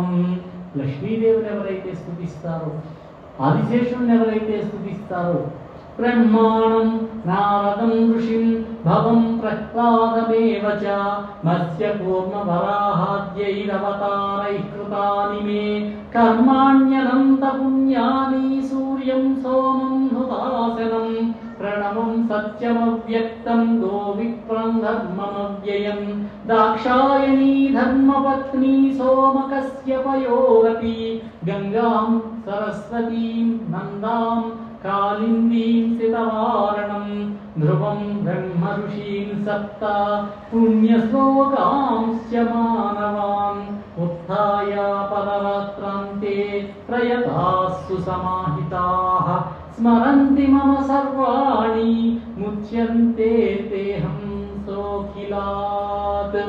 నేను ఇప్పుడు చెప్పినటువంటివన్నీ కూడా తెల్లవారుజామునే నిద్ర మేల్కొని సంయమన చిత్తులై ఏకాగ్ర చిత్తంతో నిన్ను ఈ సరోవరాన్ని, ఈ గిరికందర కాననాల్ని, ఇక్కడ ఉన్నటువంటి అరణ్యాన్ని, ఇక్కడ ఉన్నటువంటి దేవదారు వృక్షాలని, వెలుగు వృక్షాలని, నాకు బ్రహ్మకు శివునికి వాహనమైనటువంటి వాటిని, ఈ శిఖరాన్ని, లక్ష్మీదేవిని, గరుత్మంతుణ్ణి, ఆదిశేషుణ్ణి, నారదుణ్ణి, బ్రహ్మదేవుణ్ణి, ప్రహ్లాదుణ్ణి, వీళ్ళందరినీ ఎవరైతే స్మరిస్తారో వాళ్ళంతా కూడా అంత్యకాలంలో మోక్షాన్ని పొందుతారు గజరాజ అని ఈ కథకి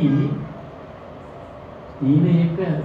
ఫలితం ఫలం చెప్పారు ఈయన శ్రీమన్నారాయణుడు. ఏ మాం సువంచనేనంగా ప్రతిబుధ్య నిశాత్యయే తేషాం ప్రణాత్యయే చాహం దదామి విపులాం గతిం. ఎవరైతే తమ ప్రయాణ సమయంలో, అంత్యకాలంలో నన్నే స్మరిస్తూ, నన్నే ధ్యానిస్తూ, నన్నే మనస్సులో భావన చేస్తూ ఈ శరీరాన్ని విడిచిపెడతారో వాళ్ళు నా స్వరూపాన్ని పొందుతారు. అంటే శ్రీ మహావిష్ణువులాగే తయారవుతారట. ఇది శ్రీ మహావిష్ణువు గజరాజుతో చెప్పినటువంటి మాట ఇది. అందుచేతనే ఈ గజరాజ మోక్షణ ఘట్టానికి ఇంత ప్రాశస్త్యం ఉన్నది. నిత్యము పారాయణ చేయదగినటువంటి ఘట్టం ఈ గజరాజ మోక్షణ ఘట్టము. ఇందులో కనీసం కొన్ని పద్యాలైనా, కొన్ని శ్లోకాలైనా నేర్చుకోవడం మనకు చాలా అవశ్య కర్తవ్యం. ఇది ప్రభాత కాలంలోనే నేర్చుతుంది. గజరాజు ఏ విధంగా అయితే శ్లోకాలతో వ్యాస మహర్షి రాసిన శ్లోకాలు మనం చదువుకున్నట్లయితే శ్రీ మహావిష్ణువుని ధ్యానం చేశాడో, ఆ శ్లోకాలు పారాయణ చేసినట్లయితే ఒకటే మాట శుభం కలుగుతుంది మనకి. శుభం అంటే అన్ని విషయాల్లోనూ శుభం, అంచెల్లో మోక్షం అని చెప్పి దీనికి ఫలశ్రుతిని చెప్పారు. ఇది గజరాజ మోక్షణ కదా, చాలా విశేషమైనటువంటి ఘట్టం. శ్రీమద్భాగవతంలో 8వ స్కంధంలో జరిగినటువంటి ఏనుగు మొసలిని ఒక నిమిత్తంగా పెట్టి, అది కూడా చెప్పుకున్నాం. ఏనుగు ఎవరంటే జీవుడే, మొసలు ఎవరంటే కాలమే. వీటిని అలా ఎదురుగా చూపించి ఒక మంచి కథా ఇతివృత్తాన్ని మనకు అందించారు సంస్కృతంలో వ్యాస భగవానుడు, తెలుగులో పోతనామాచ్యుల వారు. వీరి యొక్క ఈ కథని చదువుకుంటూ అయితే ఎప్పుడో ప్రయాణ సమయంలో మళ్ళీ ఈయన పద్యమే కంచెల రామదాసు గారు. ముప్పున కాల కింకరులు ముంగిట నిలిచిన వేళ, యమధర్మరాజు దూతలు వచ్చి బయట ఎదురుగుండా ఉన్నారు, రావయ్యా ఇంక బయలుదేరడం సామాను సర్దుకుంటున్నారు. ముప్పున కాల కింకరులు ముంగిట నిలిచిన వేళ, రోగముల్ కొప్పరమైన చోకహము పుత్తుక నిండిన వేళ అనాలనిపిస్తుంది. నారాయణ అందామని అనిపిస్తుంది. చూస్తూ ఉంటాం, వెర్రి చూపులు చూస్తూ ఉంటాడు. పాపం చుట్టూ బాంధవులు కప్పేసి ఉంటారు. మాట్లాడాలని అనుకుంటాడు, ఏదో చెప్పాలని అనుకుంటాడు. వీళ్ళు చూస్తుంటారు, నాన్న ఎక్కడో డబ్బు దాచాడు, ఆ విషయాలు చెబుతాడు కానీ పిల్లలు ఎదురు చూస్తూ ఉంటారు. ఆ పరిస్థితిలో ఉంటాడు ఆ జీవుడు పాపం. ముప్పున కాల కింకరులు ముంగిట నిల్చిన వేళ, బాంధవులు కప్పిన వేళ, రోగములు కొప్పరమైన చోకహము కుత్తుగా నిండిన వేళ, రామచంద్ర నీ స్మరణ కల్గునో కల్గదో. ఇప్పుడే ప్రారంభిద్దాం, ఇప్పుడే శ్రీమన్నారాయణ ధ్యానం చేసుకున్నాం.